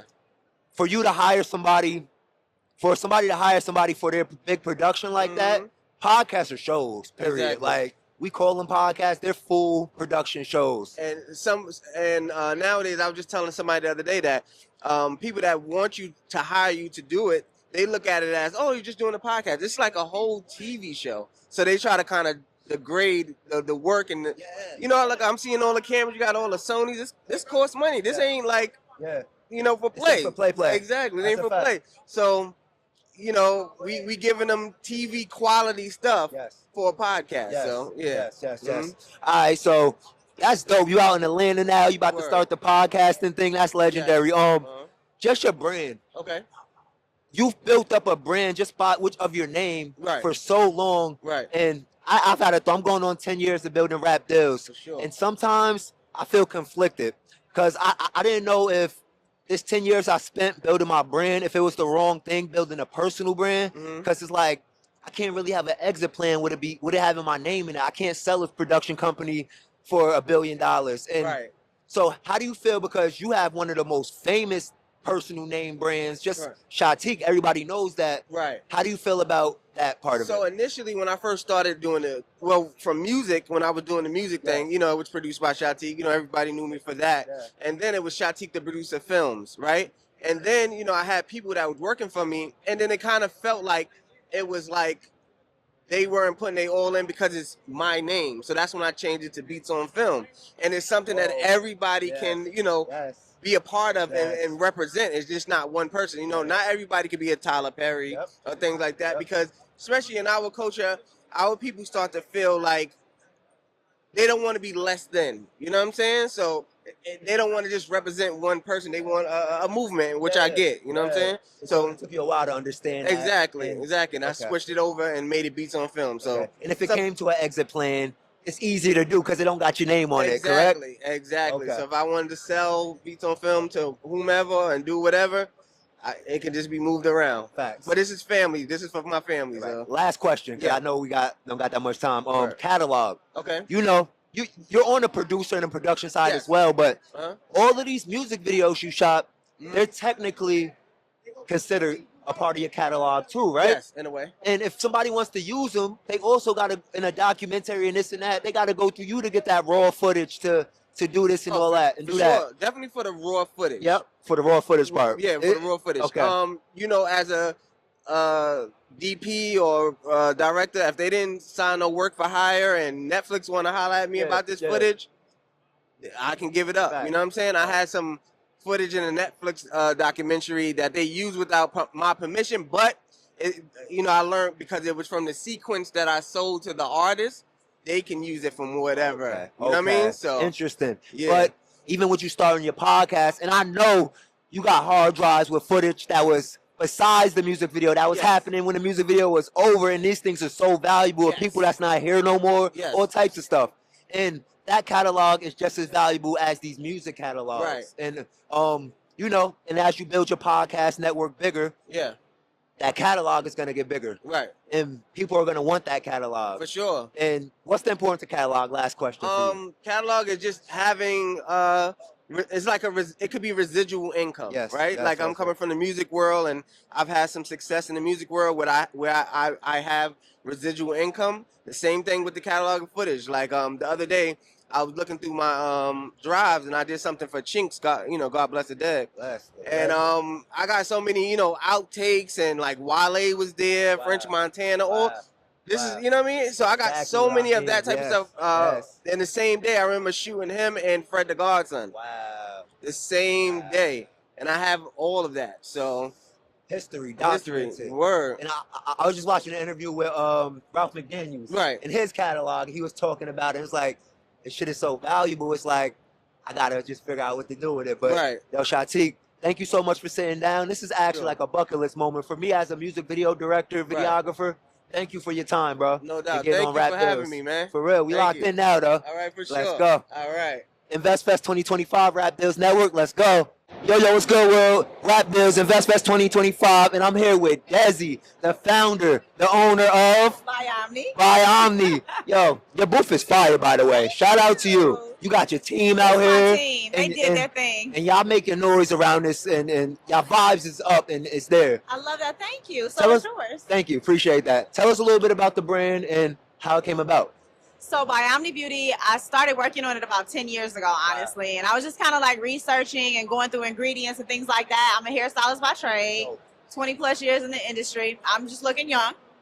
And so about 5 years ago during the pandemic, the salons got shut down. Yeah. And so I had time because I was like, well, I don't have nothing to do in the salon. So being at home, I said, I'm going to pursue something I've been putting on hold. And I got in touch with a chemist who, shout out to my chemist, my formulating chemist. She's Nigerian. That's fire. Her name is Shinoye. Yep. And we put together the product line. And so we researched it from 2020 until now, did all of our development testing, and we just launched in April. Wow. Wow, that's amazing. And that's something I resonate with because I grew up in a barbershop hair salon / recording studio. I know that sounds crazy, but no, it just sounds multi-hyphenate. Yeah, that's how it was. It was all one building though. And I seen, just the culture of hairstyling and doing hair and the importance of what products you put in your hair. What makes your product different than, all of the other products out there? So I don't like to compare. I'm more about collaboration, but what I will say that our product does that stands out is that I created something that is a one use. So as a woman who wears my hair natural, curly, and also likes to wear like heat styles, I like to straighten my hair. Yeah. I was having an issue with when I would wear curly, if I wore a heat style, my curls wouldn't come back the same. I would have heat damage is what we talk about a lot, right? Yes. And so I wanted to formulate something that would help with the integrity of the actual cuticle of your hair for all different textures, because I have a clientele that has fine hair, I have coarse hair, I have 1C, I have 4C, and so I wanted something that answered it for everybody. That's why the oil came about with the Omni. Okay. And what I found out was that I could create something that would help your hair build its own bonds back, and I didn't have to use chemicals. So we just got certified as a clean product. Shout out to Miami.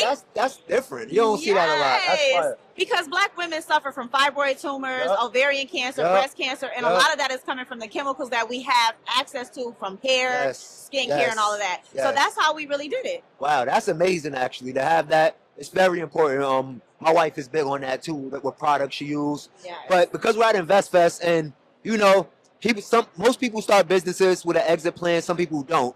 And I just want to talk like the future. If say a company like Johnson & Johnson, like they just did with Shea Moisture, wanted to acquire by Omni, would you be open to that, or even a partnership in the future? Or are you keeping this in family, in the legacy? So let me say this to my entrepreneurs and especially my black folks. We got to get out of holding on. Yes. It's You not don't hold selling on out, to but business. yeah, You hold on to your ingenuity, Yes, right? You yes. own your proprietary property, right? Okay. You own your ideas and then you sell them. I love how you you put scale that. and you sell. Yes. And so the goal for Miami is, one, to introduce the right products and to shift the shelf for black people especially, but for all people.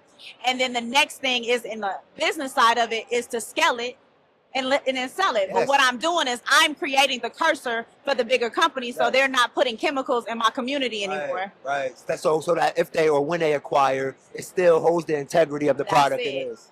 That's dope. And last thing, just being at InvestFest, man, like the reason I come to InvestFest every year is because from the small city I'm from, it's not likely to be around 20,000 like minds, 20,000 entrepreneurs that's all striving for something more. What's the importance of that for you and being here? I mean, what you said. Yep. Like, at the end of the day, like, energy can only grow more energy, Yes. right? Yes. And so when you get around people who, for me, you say like-minded, but for me is I want to be explosive in this industry, and I got to get around the people that's going to sharpen me up Yes. and going to, get me revved up to Exactly. do more. So it's like it pulls the greater out of you, and you don't know it's Yes. there. You Yes. get inspired, and sharing space with people, to your point, like-minded, or that have the entrepreneurial mindset, the investment, the wealth mindset, it encourages you in your own Yes. avenue, right? Yes. And so I'm happy that you're here, and I'm able to share this space with you. Thank Thank you. Thank Because you. I feel encouraged. I feel charged up, right? Yep. Yo, shout out to you. And just to close out, let the people know where they can buy Omni, find you, your personal brand, wherever. Absolutely. So we right now are on Shopify, but you can Fire. find us at BiomniBeauty.com. And Biomni is spelled BIOMNI. It's like you buy Omni. Fire. And so also on our social media, it's the same, Biomni Beauty, on all social channels. And you can find me on Instagram at Dezi, DEZI_S, as well as on TikTok, Facebook, LinkedIn. Please come hit me up. Let me know your hair concerns. I'm very good with getting back with people, helping them start routines. We love to hear your feedback if you're using the product as well. So dope. Thank you again for being on here. InvestFest 2025. We out. Shout out to Omni. Let's go. Yo, what's good, world? We here day 2, InvestFest 2025. And we here at the RAPDILLZ stage. And I'm here with my neighbor, actually. That's right next to me. My guy, Bill, from Locked In With God, man. Yo, shout out to you. Yes, sir. Yes, sir. Yo, the name of your brand is just so dope, though, bro. It's like, it's nothing better to be locked in with than God. Could you talk about the meaning and the name before we get started? Most definitely. Well, the heart of it is basically based off of faith, Yes. first of all. Yes. And then definitely the locked hair. So my wife, you know what I'm saying? She started with the locked hair. This is her second journey with it. And we are very deep into our faith. So that's what it is. That's dope. I'm not even good friend. I didn't catch the double entendre, but that's really dope. Okay. Could you talk about, the clothes? Cause y'all got a bunch of different stuff. Y'all got hats, y'all got sweatsuits and all of that. Where do y'all get y'all not fashion sense, but like who designs the clothes? Because they're really dope. Like, Appreciate that. In 2002, before 2000, I was working at Fifth Third Bank, Okay. and you know, for about a year and a half, 2 years, you know, trying to get up off the streets. You know what I'm saying? Yeah. From doing what I was doing, and I opened up a clothing store in Springfield, Ohio. Okay. Yeah, so then I was selling everybody else's gear. You know, Rockaware, Fat Farm, Baby Fat. You know what I'm saying? Pelly. Yeah. You feel me? Yeah. You know what I'm saying? Yeah. So classics. the FUBU, stuff like that. So I always had the fashion sense in me, you know what I'm saying? Really doing it. And then shoot, man, met the lady, got in the church a little bit, and then you know, the locked in came, you know what I mean? But the fashion sense always been there. Dope. Okay. Yeah, because during that time when those brands was out, it was a real like not resurgence, but like those brands, like black brands and the Fat Farms, the Fubus and all that was really having an impact in the culture.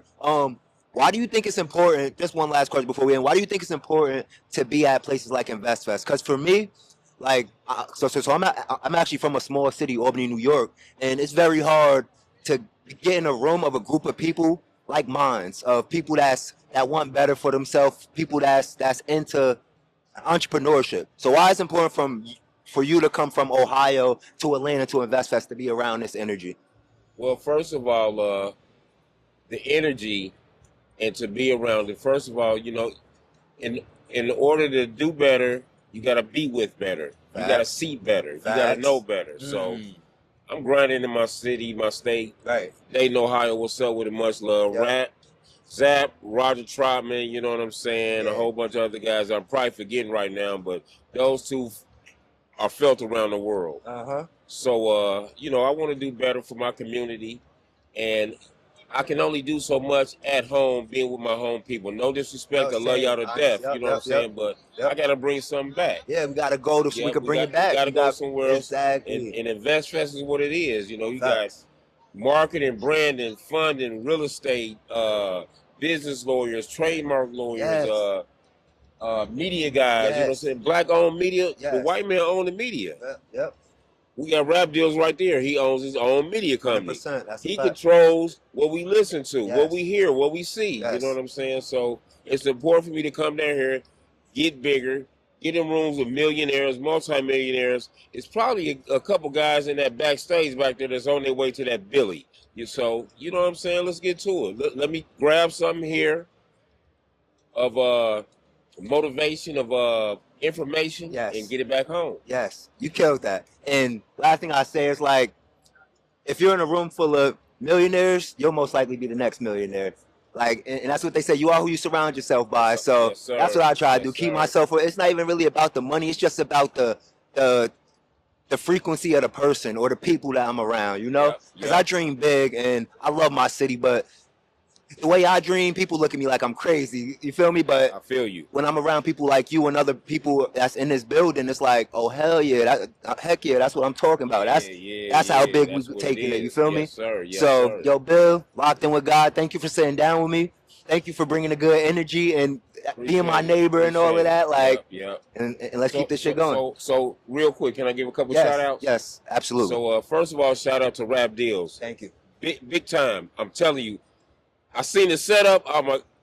This is what I said. Spike Lee and Quentin Tarantino all mixed up in one. That's hard. But shout out to RAPDILLZ, the city, Dayton, Ohio, always working. You know what I'm saying, my guy.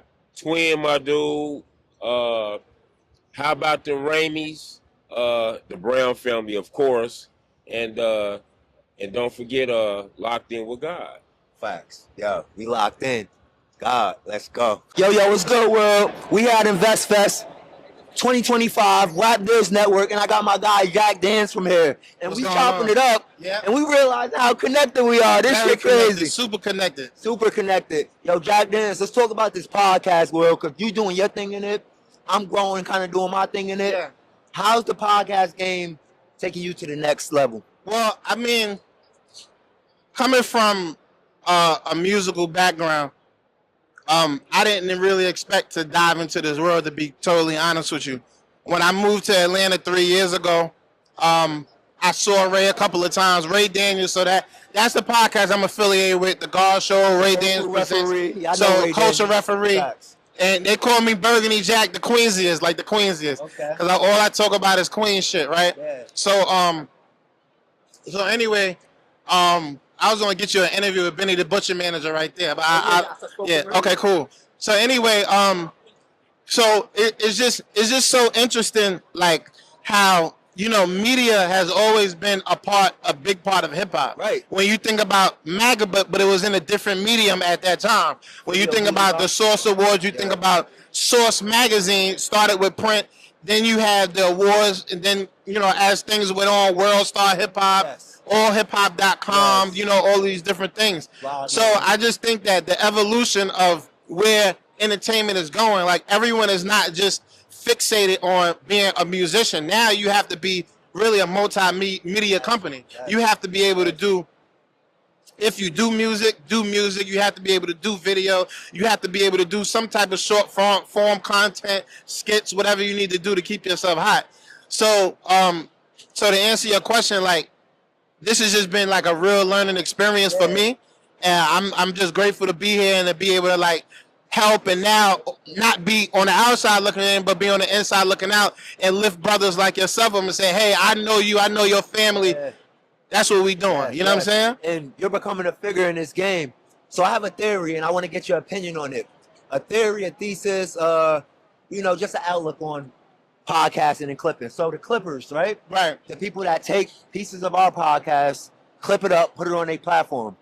My theory is that the clippers of the content game today are the DJs of the content game. Right. And the reason I say that is our clips is our singles. Our full episodes of our podcast is our albums. When people see the clip, it makes them either want to check out the full episode or not. But that's what makes them go and check out the full album. It's the clip. Yeah. And we should give more respect to the content clippers in the game. What is your thoughts on the clippers? I'm gonna be totally honest with you. Yep. And this is something that Ray gets on us about all the time, because he's like, why the hell am I finding clips of our content, better clips from people that aren't here? Yes. You understand? Because it's a niche thing now that you have people who specifically are watching the clips, and you don't have to, now it kind of evens the playing field, because you don't have to shoot the podcast. Right. You can just figure out a way to innovatively take the clip and make it your own. Yes. and drive direction. And then now, what that does is that opens opportunities for you, because then now we're looking at that. Now I'm in here looking for media people. I'm looking at, okay, I'm talking to you. I'm like, I want to find the clippers. I want to find these people. I want to try to partner with these guys. I want to try to say, hey, let me send you this first. Let me send you the raw footage so you can really make something spectacular. Yes, bro. Let me have you come to the studio with that. Like, so I think that we should be building alliances with the army clippers. of content clippers. Absolutely. That's why I don't see it in a negative aspect at all. You shouldn't, because it's an exchange of value. When you see somebody take your content and clip it up, yes, they're getting paid for it on TikTok and Instagram and YouTube, but it's directing people directly back to your show. Right. And just like, and we're in a space. There was a time when they used to get mad at DJ Clue, DJ Right. Who Kid, because they used to take Slade, those God bless singles his dad. in Right. K-Slade, because they used to leak the singles, but because they put those singles out, they made those people household names. The singles built anticipation. For the full Listen, I'm from episode. Queens, so I know all about it. Yep. DJ Clue, Cut Master C, Yes. Superstar Yes, J, yes, DJ Envy. I'm from Baisley. I know all about it. Exactly. So I know all about it. So the Trust next me. episode of God Show, or when you do the episode, bring that up to Ray and let me that theory and Well, that's see what something he that thinks actually, about when you sent me this clip, that's something. So now, Ray is doing 3 days a week, the Radar Report, Okay. which is basically like a weekly thing that we do, just talking about like hot topics. So maybe that's something that I'll have him I'll bring to his attention. Sure, no doubt. And if you It's hear interesting. tomorrow, I'll try to bring him around here for you. Yeah, no doubt. He gave me a nice interview last year. Okay. I caught his attention and he Right. respected it and all of that. So it'd be dope if you reconnect us. Or if you in town, come to the studio. I think we got Symbol on Monday or something like that. Oh, So you with me, so you all good. Fire, bro. Yeah, Fire, absolutely. Bro. Respect on that. And that's what we need to do in the content community. Stay united, keep growing our platforms together, keep cross-collaborating. And that's what it's about. You feel me? My whole thing for doing this right here, this is my 3rd year at InvestFest, right? And last year, before I came, I said, I love InvestFest, but I can't come unless I'm on one of them stages, right? My shit got popping, but I didn't make it popping enough, just to be honest, to get on one of them stages. So what I did, I built my own stage, just the RAPDILLZ stage. Right. And that's what we're speaking on right now. Let me say this to you. Let me give you a word of encouragement and advice. Like, at the end of the day, if you keep doing this and working hard, you will be there. But what you have to understand and factor in is, I'm in here headhunting. I'm in here looking for money, and I found you, and we talking, right? So now when we put our interview up, that's going to give you more exposure. More people is going to come up to you. Now that I realize and understand who you are, now I could be a resource to you. Same here. That might not have happened if you was in a different place. So sometimes we got to be grateful of where we're at, and just let whatever the blessings are. Now that I know you back here, now I can hit everyone and be like, yo, my little man's on the back wall. My little man's on the back wall. Go give him an interview. I'll walk him over here. You understand what I'm saying? Because that's what it's all about. When I was coming up in the music business, I mean, I'm not going to say I ain't have nobody that showed me no love, but nobody held my hand and walked me through anything. I don't want no walkthroughs. Right. But at the end of the day, if you working, and I see that you working, and I know and we have very, our bloodlines are not intertwined, but like at the end of the day, like, we know each other. Like, who would I be? Who would I be to your cousin? Who would I be to your sister? Who would I be to your aunt? If they know who I am, and I ain't try to help. They know I ain't that type of person. So I'm this way all the time. Yo, that's real shit, bro. Yo, once again, thank you for sitting down with me. It's our first time collabing and doing some content together. Ain't gonna be the last, bro. And everything is meant to happen. Where I'm at right now is where I'm meant to be. That's us sitting together, this was meant to happen. That's so a big like, fact. This shit powerful right now, That's bro. a big fact. Yo, shout out to you, bro. Let the people know where they can find you. So I'm everywhere. ITZJACK is Jack Dance. You can catch me on Instagram. You can catch me on Twitter. You can catch me on Xbox. You can catch me anywhere. Support Ray Daniels. Ray Daniels presents. We got That's Debatable. We have the Radar Report. We got some other treats that's coming soon. And then I also have a show that I just started on my Instagram called Bite the Topic Pause. We film on Thursday. So we do like something on Instagram. I'm going to have you on there. You know what I'm saying? And, shout out to everybody. Shout out to everyone doing media. Shout out to everyone from Queens doing media. SO. Shout out to Zip the Flip. Zip with the Drip. Shout out to Shot T. Shout out to everybody, man. Shot T, that's a legend right there. And make sure, listen. If just in case if we get this in time, make sure y'all come to Atlanta for Queens Day. September 27th through the 29th. They're going to kill me if I don't say nothing about that. Make sure y'all come to Atlanta for Queens Day. Queens get the money. It's the Queensiest Jack Dan. Oh, cannot forget my sponsor, All Human Learn. They gave me the hat, my brother Roberto, and a T-shirt. So that's my sponsor. So definitely shout them out. Up and coming clothing line, but major.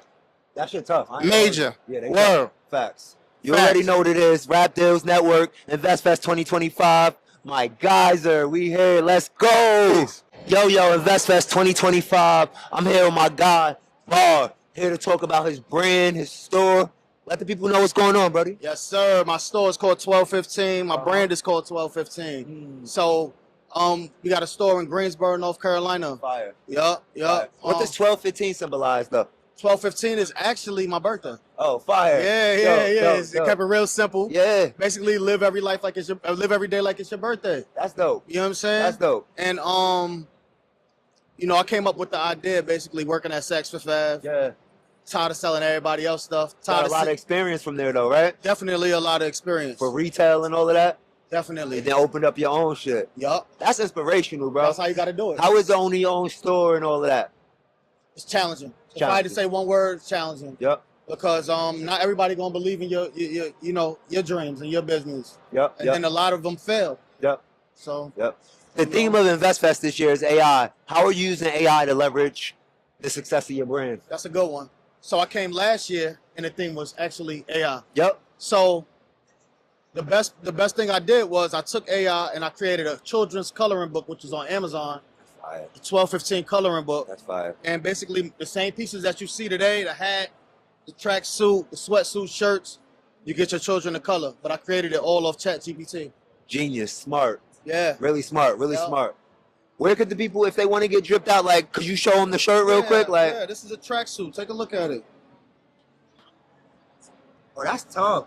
Yeah. That's tough, So that's the pants right there. This is the hat. I paired it up with the black hat, but we got blue hats. That's fire. And then that's the jacket right there. So, like, you doing, like, cut and sew type fashion and all of that. Yeah, It ain't even just printing up. Yeah, I try to because, like I said, I came from Saks. So I try to give you more of an experience as far as quality go. Like my cousin over there, he got a shirt, but it's not your average T-shirt. Yeah. You know, the quality of that shirt. You could tell from the look. Exactly.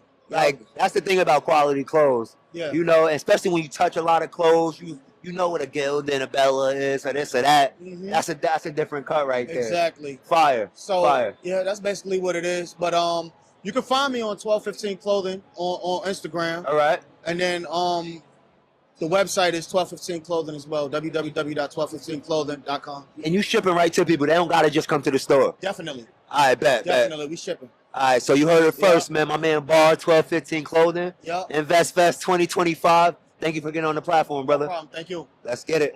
Yo, what's good, world? Day 2 InvestFest 2025. And I'm here with my good friend Tiffany from ButterLove, one of the vendors here at InvestFest. What's up, Tiffany?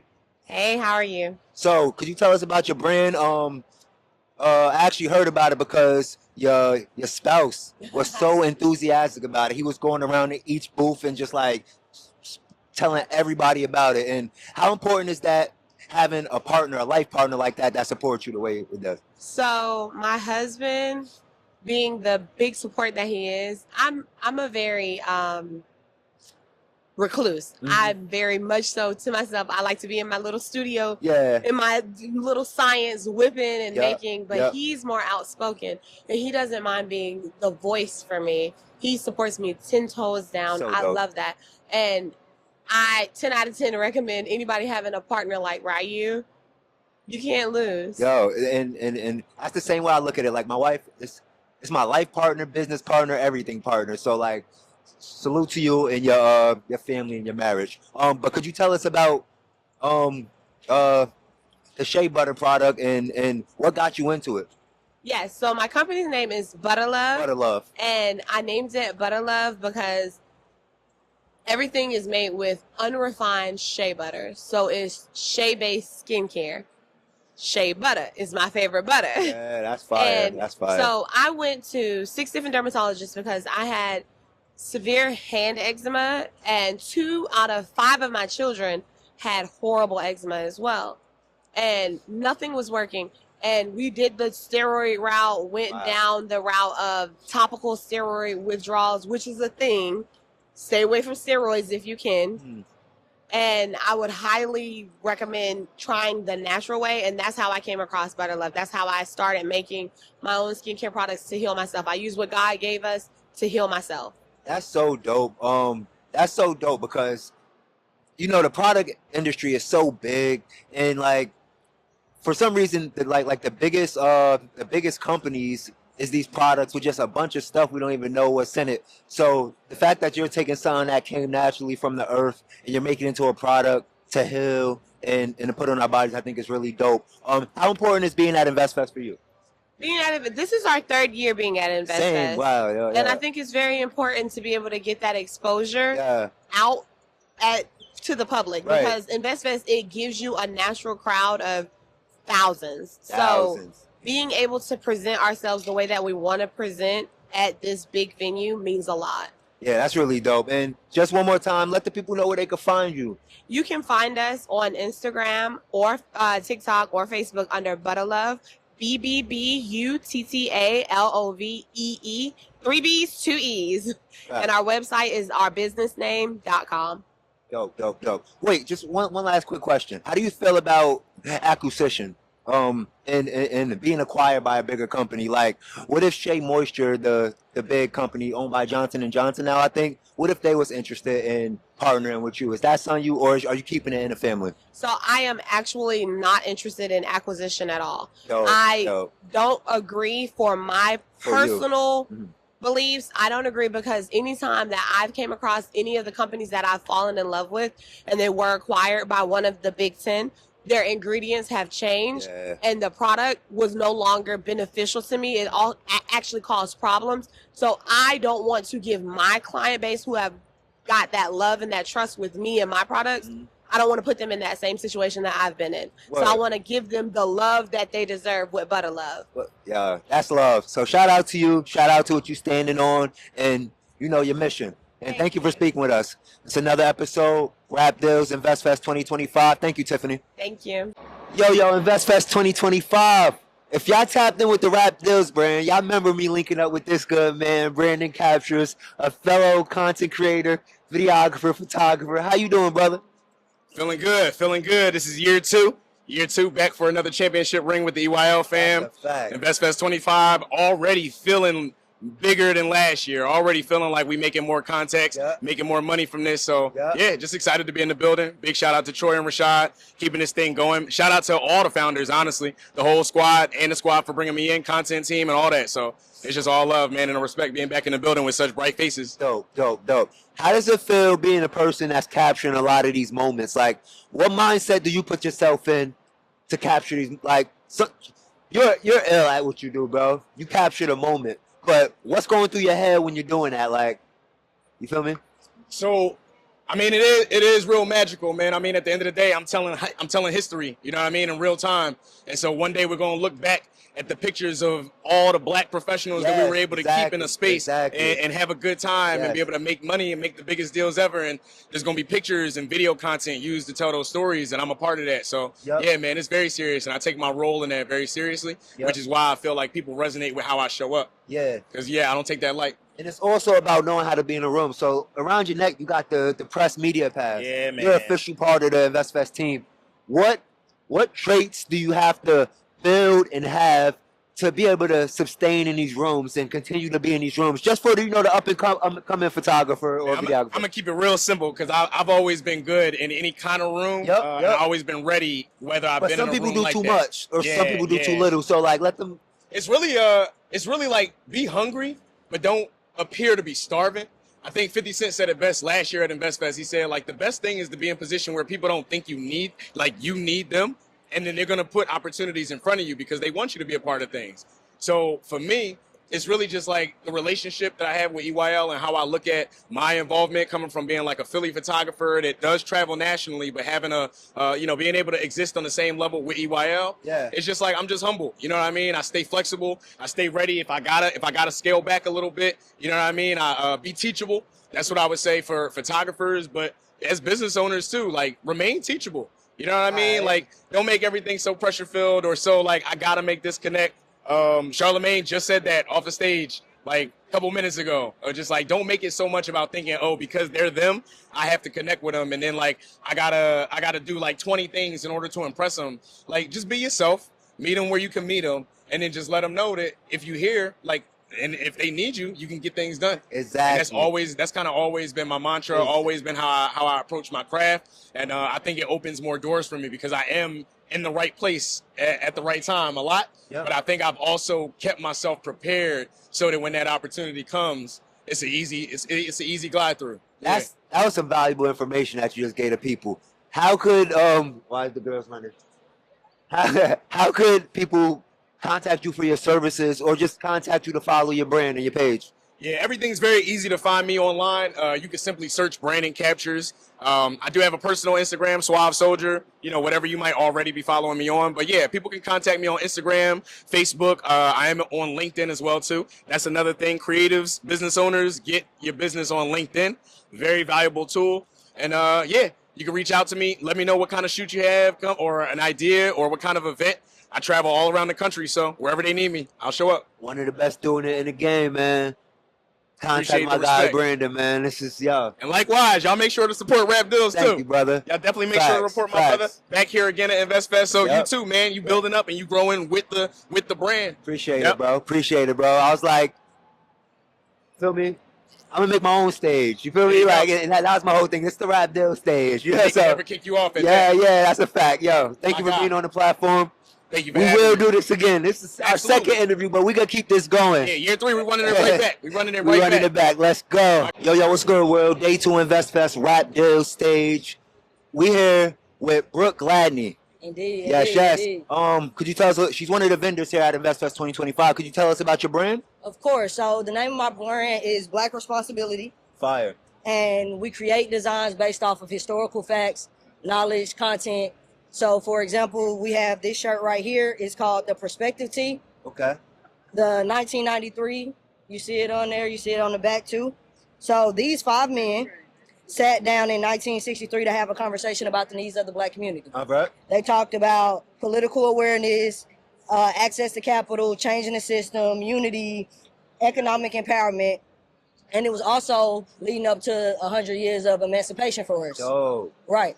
So they sat down, and within the design, you see the different things that they talked about, and you have their names, because I want people to know who these men are. A lot of people know Martin Luther King, but might not know Roy Wilkins. And these are the people that he was working with. So oftentimes we might focus on one thing. And I wanted people to find the literature of these men and the speeches of these men to understand where they were coming from. I feel like modern day, we have something to learn from our elder people and our ancestors. However, our action needs to be different because we're in a different time. A lot of time we focus on the results they made, and we see some of the tragedies that came with it, but we don't take the time to say, okay, what was their strategy like? How did they really work the system to get some of the things they needed? But what needs to be different in our execution because of where we are? Right. So taking that historical context, you can also see the Freedom Ride right here. This is the route that they took down across the southern states and going up into Virginia. Okay. And you also have the different organizations they were a part of, such as SNCC, the Student Nonviolent Coordinating Committee. So I get the drift of what you're saying. Yeah. And I think it's dope because the clothes is actually fly too. It's actually cool. You didn't just like put a meaningful message on a piece of clothing. Indeed. So I think that's an ill balance to making it cool, fly, but also having a super deep message. So that was dope that you did that. I appreciate Why that. is it important being at a place like this at InvestFest?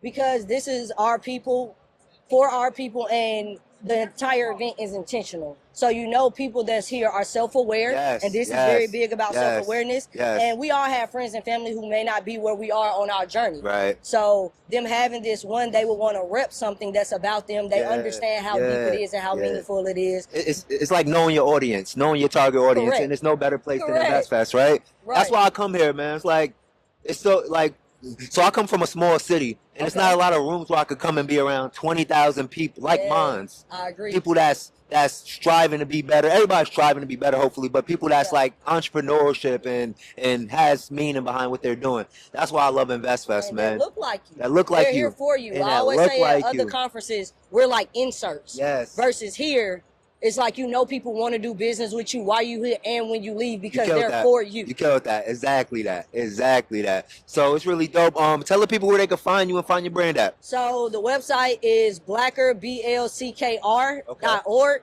and we're on Instagram and TikTok at Black Responsibility as well as Facebook. So y'all be sure to tap in with us. Every design is all facts, and it's all about us and for us. So we appreciate all the support from y'all. Y'all be great.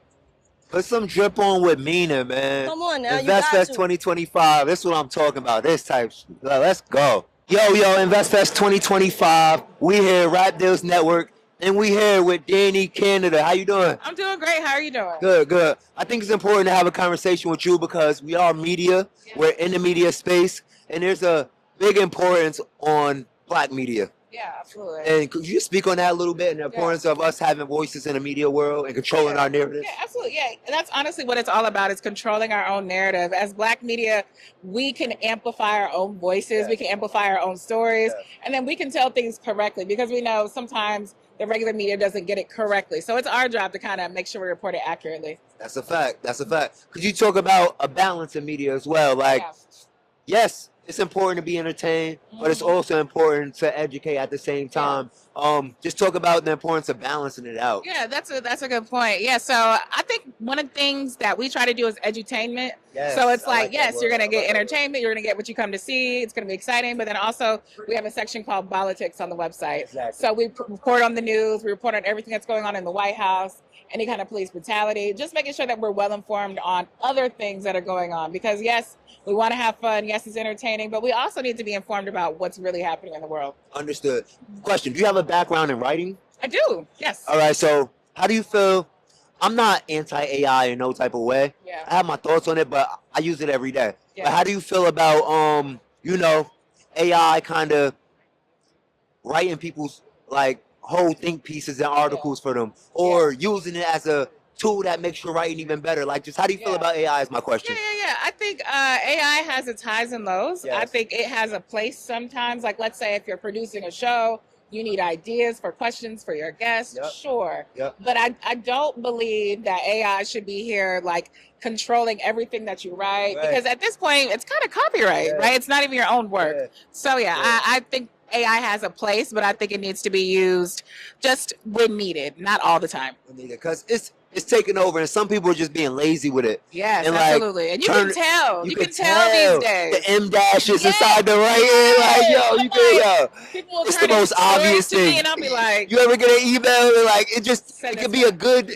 whatever they're saying, but you see a bunch of M dashes and, and you you just already like know what it is. Like, you're a low effort person. Yes. Low hanging fruit because you Yes. could have easily told it to take out the M dashes, make it Yes, sound like me. exactly. And Yeah, but put some pride in your yeah, AI put some use. pride If in you're your gonna use AI use, yo. I put love some that. pride I in it. love Try that. something. Yo, I thank you for sitting down with the platform. Could you just let the people know if they want to find you and follow your journalism and Yeah, stuff? absolutely. Yes. You can follow me at I am Danny Canada on all platforms, and you can follow Bossip at Bossip Official on Instagram and at Bossip on Twitter. I ain't mentioned that, but yeah, she works for one of the biggest platforms in the world, Boss Up. Shout out to her. Thank you for sitting down with me. Absolutely. Thank you for having me. Yo, what's good, world? InvestFest 2025, and I'm here with my bro, Devontae, and he's gonna tell us about his podcast. He's in the content too, so it's only right we speak. You feel me? Absolutely. Tell us about your Absolutely. First off, this is an honor, and I want to acknowledge what you're doing. I'm grateful just for this little opportunity. But I am Devontae Lamont. I am the host of Enjoy the Journey talk show. We are on YouTube, and we interview artists, community leaders, and entrepreneurs in Atlanta to talk about how they overcame hardship to be successful, and they come and encourage the community. And we have built a community of people in Atlanta who literally are encouraging people. Yo, the name of your podcast is so important because, like, I truly believe that, bro. Yeah. It's all about the process and the Yeah, journey. yeah. Like, that's like, say you get to the end of your goal. Once you get to the end of your goal, you realize that the best part was the journey and the process of it. So you naming your podcast, Yeah, that is I always powerful. say this: the journey, the success is not in the destination, but it's in every step, which is the journey. And so, literally, if we learn to acknowledge every step, I think we'll have more fun as we navigate our businesses and our art and our creativity. Facts. For you, you can take one, please. Yes. And the importance of media, but not only media, black media. Absolutely. What's the importance of that for you? Because my brand, RAPDILLZ, is 100% black owned. Yeah. And I'm not saying that as a thing. I'm proud of that, but yes, I will have partners. Yes, I will have strategic partners, but I'm not going to give up the ability to give my message. What's the importance of black owned media for you? Is very important to me because I came from an all-white media company. And so when I started my own show, I only interview black creatives, and it gives us a voice. It allows us to keep the wealth in our community. It allows us to grow and expand as a community, and that's what I'm about. And control our message without the propaganda, you feel me? Absolutely. A lot of this stuff we see Absolutely. is like, as long as we got control of our message, Yeah. we good. Absolutely. So that's dope. Hopefully in the future we could collab our platforms I and all hope of that. so. But this is the start of it. We could This is collab on this. phenomenal. We're going to collab. I want to Facts. keep in touch. This is phenomenal. Definitely. Thank you for Yes, sitting sir. down with us at Yes, sir. InvestFest. Peace. Yo, what's good, bro? We here at InvestFest 2025, and I'm here with Afro. How are you doing today? I'm doing great. Thank you for having me. And my name is Yo Afro. Yo, Afro, I like that. Word Yo, up, word I just up. thought it was appropriate to have you on the platform because you come from hip hop, I come from hip hop, and I love talking to anybody that's of hip hop. So could you talk about the importance of hip hop to you and your brand and what you do? Man, I grew up in the culture. You know what I'm saying? It's important that if I am saying that I'm involved with anything that has to do with it, I represent the culture properly. Yes. And so no matter where I go, I definitely make sure that I'm representing hip hop to the fullest. It's a beautiful culture. Everybody's involved with it, whether they say that they're not or if they are. What's crazy is I found myself this weekend explaining myself to people like, oh, you're a hip hop platform, kind of why I'm at InvestFest, but I realized like I'm unapologetically hip hop. That's right. And I'm explaining to people hip hop is a part of everything.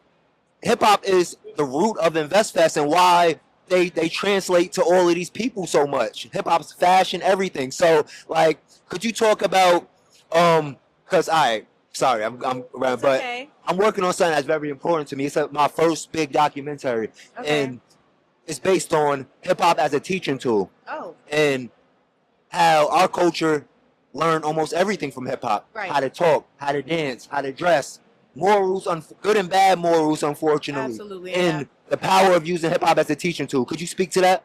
Man, let me tell you something. First of all, hip hop is definitely our language, our stories of the streets. Yes. You know, our urban streets. You know, this is the way that we're able to talk about where we're from, our family, you know, how we're brought up. And, you know, I'm from New York. I'm from the Bronx. Yep. So, you know, Birthplace. that's right, the birthplace of hip hop. Yes. But being in that melting pot of diversity, you know, it's a little different when you got people that's kind of going, you can relate to what they're going through. You don't have to go through the same thing. So when you have an outlet such as hip hop to express yourself, not just through song, not just through lyrics, but through dance, through fashion. Yes. You know what I mean? Now, I think that's really important. It helps the day go by. You know what I'm saying? time? Everybody, it helps the day go by. Yes, yes. Everybody's so creative. Yes. Like your vibe is your tribe. So if it's hip hop, represent that to the fullest, yo. Word up. I mean, honestly, like, you know, being here in Atlanta, I had arrived in Atlanta back in 91, and it was different, you know what I'm saying? Like every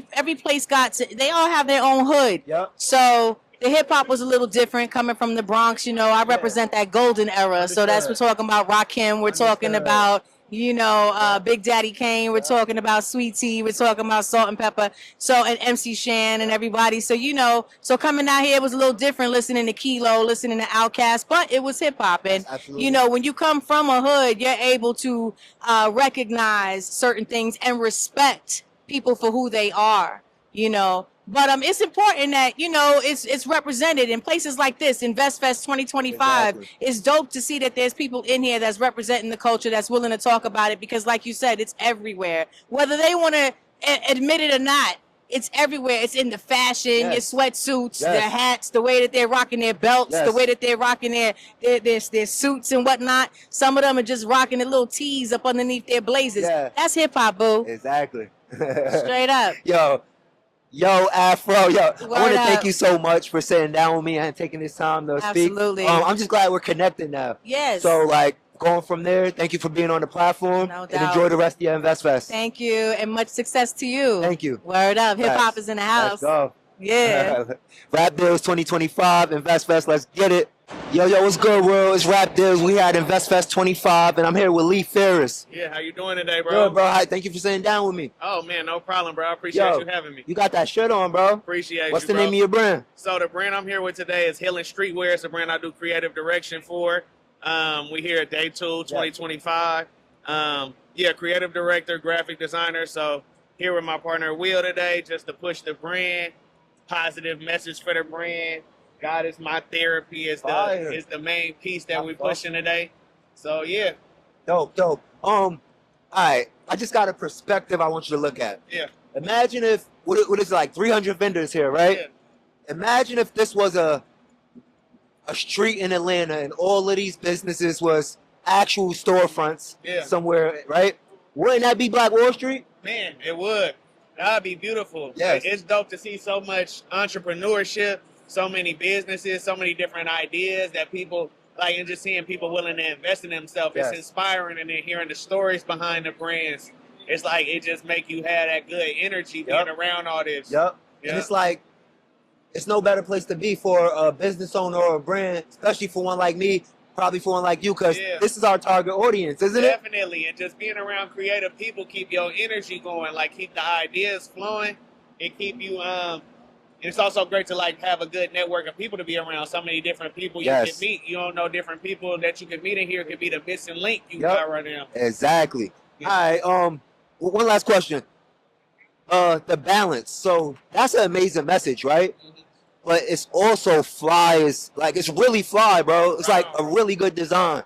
Could you talk about like putting a message into a dope design the way you do? Is that you doing that with the creative This direction? is something that my boy Will came up with. It's a brand he created to honor his mom. His mom passed away a few years ago. And God was his therapy. It's just like a message that came to him. It's helped him get through that pain. And I just got on board with it once I heard the message. We was already doing work together. He owns a print shop here in Atlanta called MH Print. So I do all the designs for like all the brands that come through there. So once I got on board with the message, I was like, let me help you with the creative direction, help you tell the story. So there's a new piece that we're dropping, the rhinestone version, just to extra shine the light, get people to see the message. But it's just something that it's therapeutic for people and a lot of people can relate to.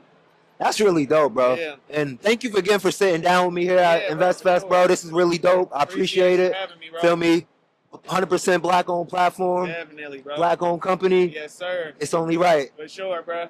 And God is our therapy. That's a fact. I resonate with that. Yes, Thank you, sir. bro. I appreciate you. Yo, what's good? RAPDILLZ InvestFest, and we here with the second half, the other founder of God is my therapy, huh? Yes, sir. Yo, Yes, sir. my bro Will. Yeah. How I came up with the brand. My mama, she passed away 2 years ago, and on her birthday, which was December 10th, I told my wife, I said, you know what? Ain't no being sad today. We're gonna go out and celebrate mom. Yo. Went out, celebrated mom.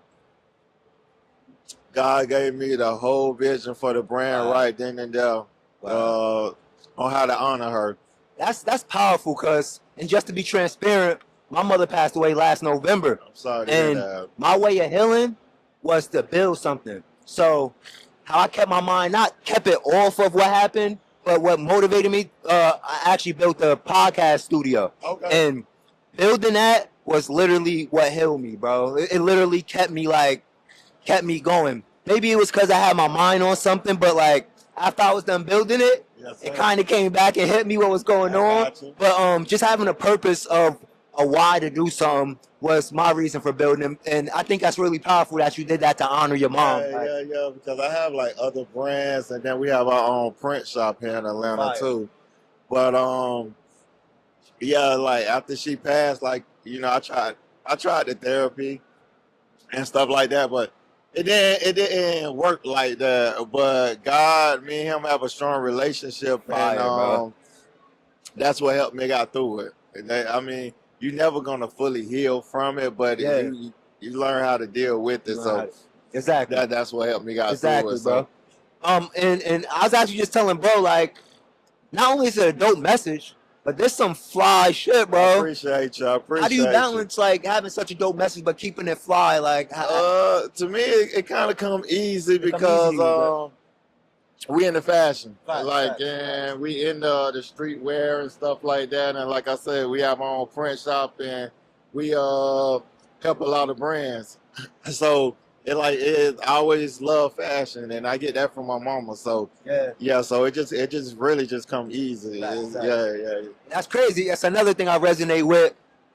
So I opened up a brick and mortar too for my brand RAPDILLZ. And in the corner, we just happen to have screen printer, vinyl cutter, heat presses, and all of that. And because we was making shirts for people, like to keep another form of revenue to come in the building, I learned so much about fashion and the materials and what shirts is good, what shirts is not, placements and all of that. So it's like I kind of resonate with that. It's like you've been touching it. You put your 10,000 hours into this. Fashion shit, and that's why your brand comes out so fire. Appreciate it, my brother. With the whole printing situation, I've been doing that for 15 years. Wow, okay. So makes sense. Makes sense. So it's truly a blessing. I'm thankful for real. I wake up every day. Every time I walk in that print shop, I can't believe like damn, this mine's. So it's a blessing for real. But everything like really started after mom passed. Like everything just really started like going up and up. So I know that's I got that angel in God's ear talking to him. So that's the way I look at it. She with me every day still. That's powerful, bro. Yes, sir. You go, just let the people know where they can find you at and find the brand. Yeah, so you can find the print shop at MH Prints ATL, and then you can find the God Is My Therapy on IG. It's Healing Streetwear. The brand is called Healing, but God Is My Therapy is the first drop. The brand is called Healing. Okay. Yeah. And that's like a subsidiary of Yeah, that. yeah. And then the first drop is God Is My Therapy. So, yeah, check us out. Dope Appreciate shit. the opportunity, my brother. InvestFest. Yes, God Is My sir. Therapy, Helen. Thank you for sitting down with me. Thank you. Let's Have a go. blessed day. Yo, what's good, world? We here at InvestFest 2025. It's RAPDILLZ, and I'm here with my friend Kristen. Yes, And hi. She's gonna talk about her brand, her event business a little bit. Tell the people a little bit about it. Yes, so my name is Kristen. We're from Philadelphia. Me and my husband, we own 4 event venues. So what you're going to find in my event venue is the most glamorous, beautiful event venue that you ever stepped into. We do weddings, baby showers, bridal showers, networking events, any type of event, you name it. And my venue is one of a kind. It stands out. So we have marble floors, marble walls, chandeliers, uplights. We're bringing all the glam and the glitz. That's dope. And you said weddings, man. I know for my wedding, when they gave me the number for that venue price, I was like, what in the world? But that's how I know you get into it, man. Yeah. Talk about the importance of owning that real estate and being able to, even if you don't own it, if you rent it, however, of having that real estate and how important it is to provide these spaces for people that want to do their events. That's a great point. My very first event space I own. Me and my husband, we wanted to make sure we are taking ownership. Right. Commercial real estate is very expensive. You don't have to own all your event spaces, but if you're going to own 1 or 2 of them, you're up. Because when you sell that building, it's not just the money you're going to make while you had the event space. Yes. Now you've been building equity year after year after year while making money on top from your bookings. Yes. So the importance of ownership can't even be explained in words. Just make sure you own some stuff. But it's okay to lease as well too. Yes. But as far as the beautiful part about giving people a space to actually, celebrate their moments and their baby showers and their bridal showers, it creates purpose for me. I am delighted to see the spaces on people's faces when they're walking down that aisle, knowing that I was a part of it. I gave you a canvas, a way to walk down the space, and you're looking beautiful, the venue's looking beautiful, priceless moments that you just can't put a price tag on. So that's my purpose, and that's the beautiful part about being an event space owner. You are being a part of such a special day for a person. And that's the reason why I chose that particular business. Okay. So me and my family own an event space in Albany, and something we battle with. There's people like we had to stand on business with this because people will want to rent the event space to throw their parties, right? Or like so. And anytime it's a party in my city, it don't go right. So we had to make a stipulation of where the only birthday parties we do is 5 and under and 60 and up. And the only type of events we do is baby showers and repasses, etc. Because for the city I live in, if we was gonna allow people to keep doing parties, we would have been shut down 5 years ago. How do you battle allowing people to come and do the type of events they want to do? Do you have a stipulation into where you say we could or can't do this? Absolutely. I think the key part of when you're building your event space is to know your target audience. Do you want to have the rough and rowdy crowd at your event space and run the risk of being shut down, allowing parties to go till 2 o'clock in the morning? Or do you want to end it at a time, maybe 11 p.m., 12 p.m., 12 a.m., so that people are wrapping it up, they're leaving the space, and if they want to go to the after hour, they can go to after hour, but you cannot stay at my space until 2 a.m. because nothing good happens between 1 and 2 a.m. and 3 a.m. when liquor is involved. The second thing is to make sure you are providing a premium product. When you are pricing your event space, you don't want to be the lowest option. Yes, you can get more feet in the door, but when you are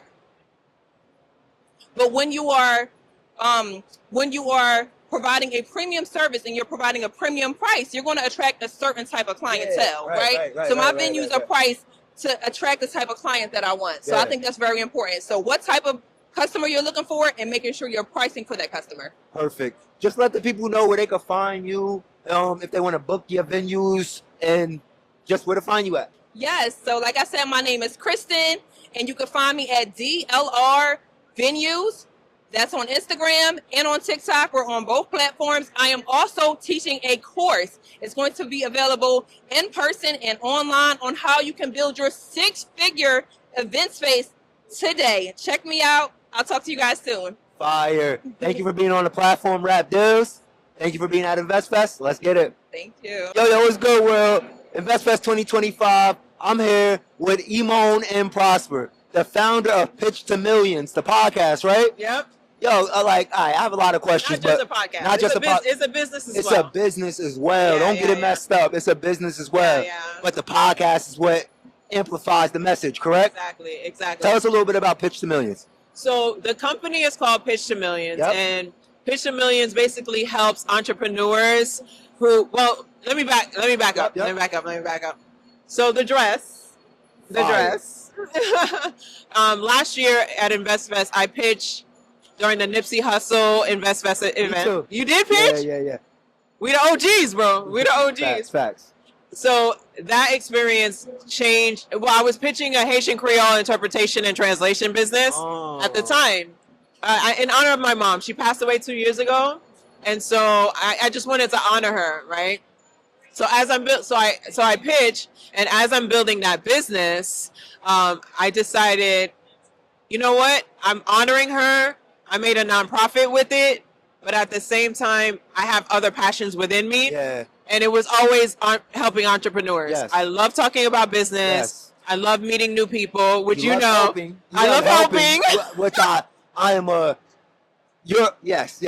But you helped me a lot, and I appreciate you. I appreciate. Listen, God's gift, Yep. God's glory. That glory to God for that. But anyway, so after that pitching competition, I learned so much Me from too. that. Yep. That I said, you know what? I think a lot of businesses don't know this. We know about business plans and all of that, but there was so many, and you can attest to this. There was so much that we had to learn in order to pitch, to prepare for it. Wow. That I was like, listen, I met Ian Dunlap that during last year, right? Okay.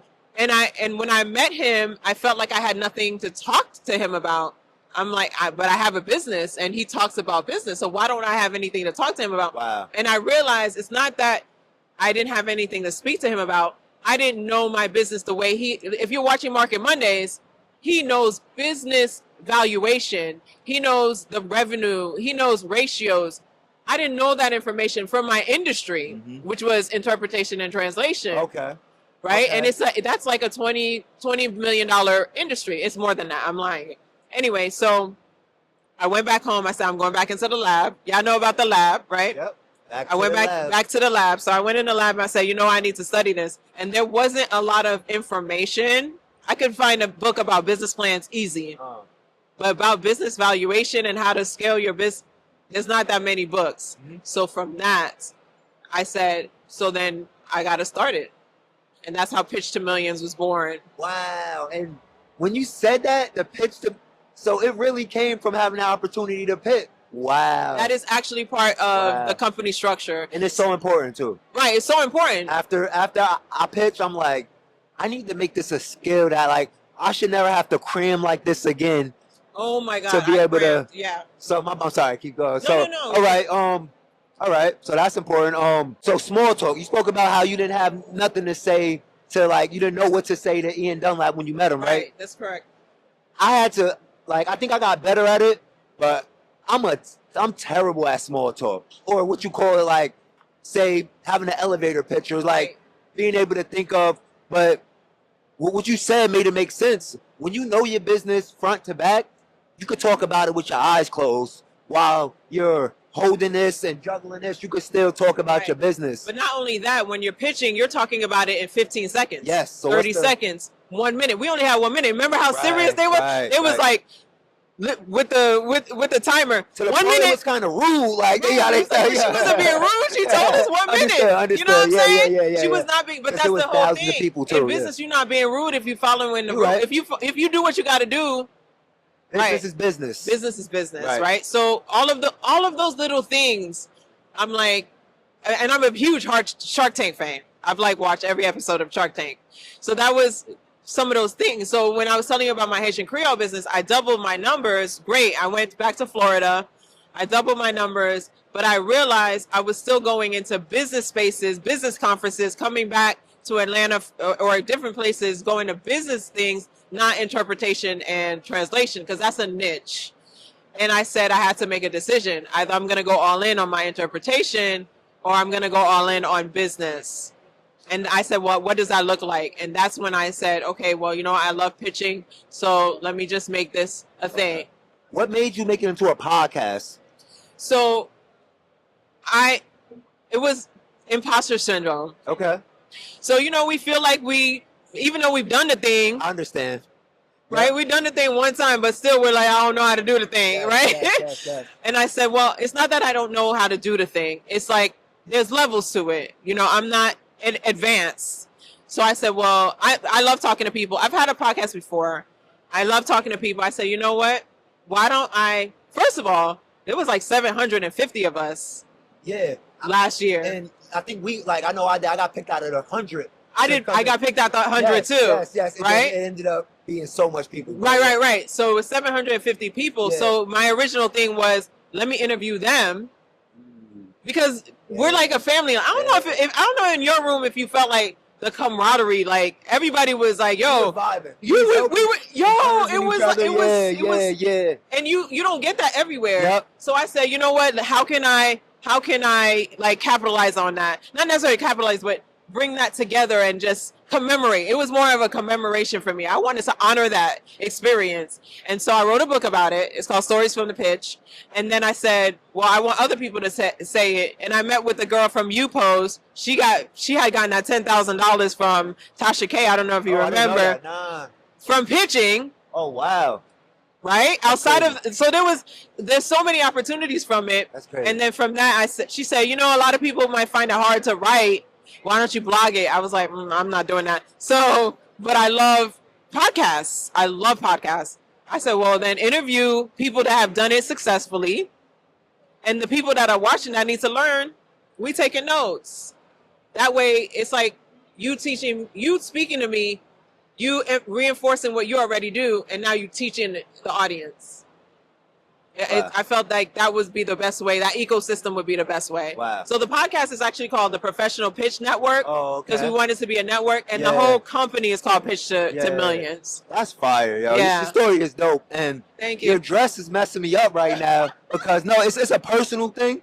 Why? My brother that I lost in 2021. Oh, I'm sorry. He's from Florida, and he came up in the culture of like the Haitian culture. Oh, wow. They call him the biggest Z, all of that. Like, it's my blood brother. But the fact and how we represent him is, you know, we use the flag and we put it in our store windows and all of that. So just seeing that, and it's like, and you being my like angel, it's like he sent me yesterday. Oh, it's like my it's deep. goodness. It's super deep. Oh, like, my God. My cousin will understand. Like, wow, but you didn't even. I didn't even know crazy. that. Remember, I told you I was just walking by, and I didn't see it in your face until after I was telling my friend.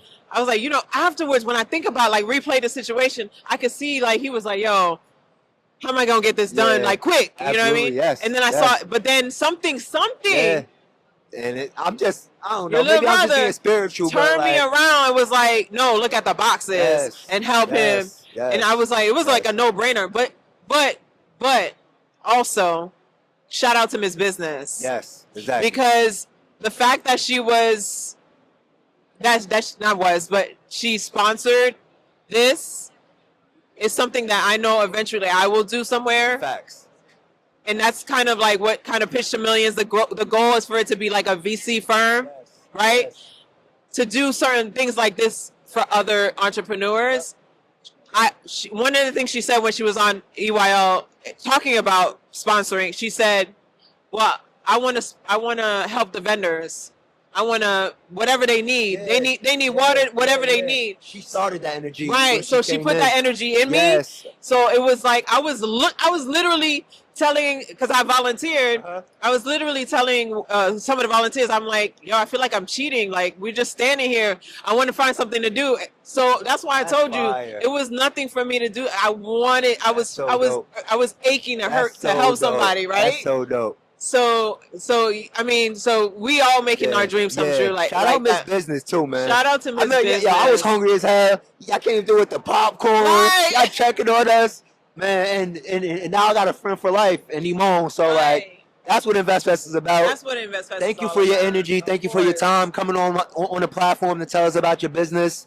And we locked in. InvestFest 2025. Right. Appreciate So it. please make sure you follow the I was just page. about to say. Increase the page. YouTube, Instagram, same thing. Pitch, PITCH. 2TO millions. Y'all know how to spell millions. Let's do this. Let's do it. Let's get on the NASDAQ. Hey, yo, let's go. I want to give a shout out to RAPDILLZ for having us. Please make sure you are always watching because, listen, have a place as an entrepreneur to be able to talk about your business and it's associated to hip hop. Come on. I love it. But I have to also recognize the dressmaker. The dressmaker I Love Vintage on Instagram. Thank you so much, Chanel, for making this amazing dress. People don't even talk to me. They talk about, where's the dress? And Euphoria Mask, for your carnival needs, Carnival Excellence, for your stockings for Carnival. It's a group thing. It's a family thing. It's a Caribbean thing. Y'all know how it is. It's a black thing.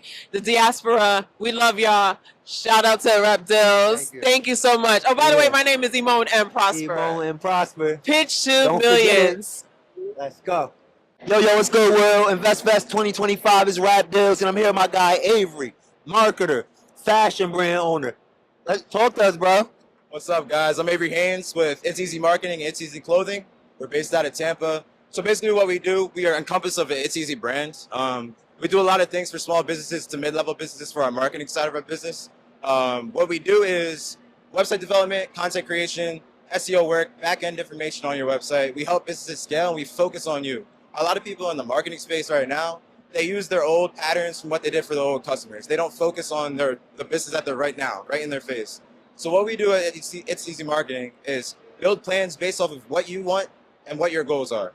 For our clothing line, it's all based around material, design, comfortability, authenticity, and what you want to be and how you want to look.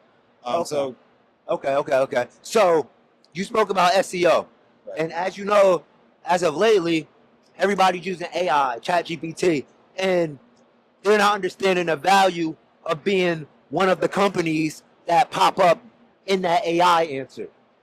Do you help companies with that? And do you could you talk on the importance of being in that? I love the question. So for you and everybody that's listening and will be listening, I was just at a marketing conference in Wisconsin last week, and we were with a bunch of the bigger CRM players in the industry, Salesforce, Field Servio, HubSpot. Their vice presidents of marketing, and what they're telling me is that there's these new engine optimizations called AEO and GEO. So AEO is answer-based optimization, and GEO is generative-based optimization. So basically what they are is they focus on what you're talking about, ChatGPT, the Gronks of the world. A lot of people nowadays are using these platforms as their search engines, yeah. So search engine optimization, SEO, is about to disappear in the next few years. Right. And if not the next few years, it's going to happen in the next But that's few not months. called SEO? It's not called SEO. All right, what's that going to be called? It's called AEO and GEO. Okay. And once again, AEO is answer engine optimization, and GEO is generative-based optimization. Okay.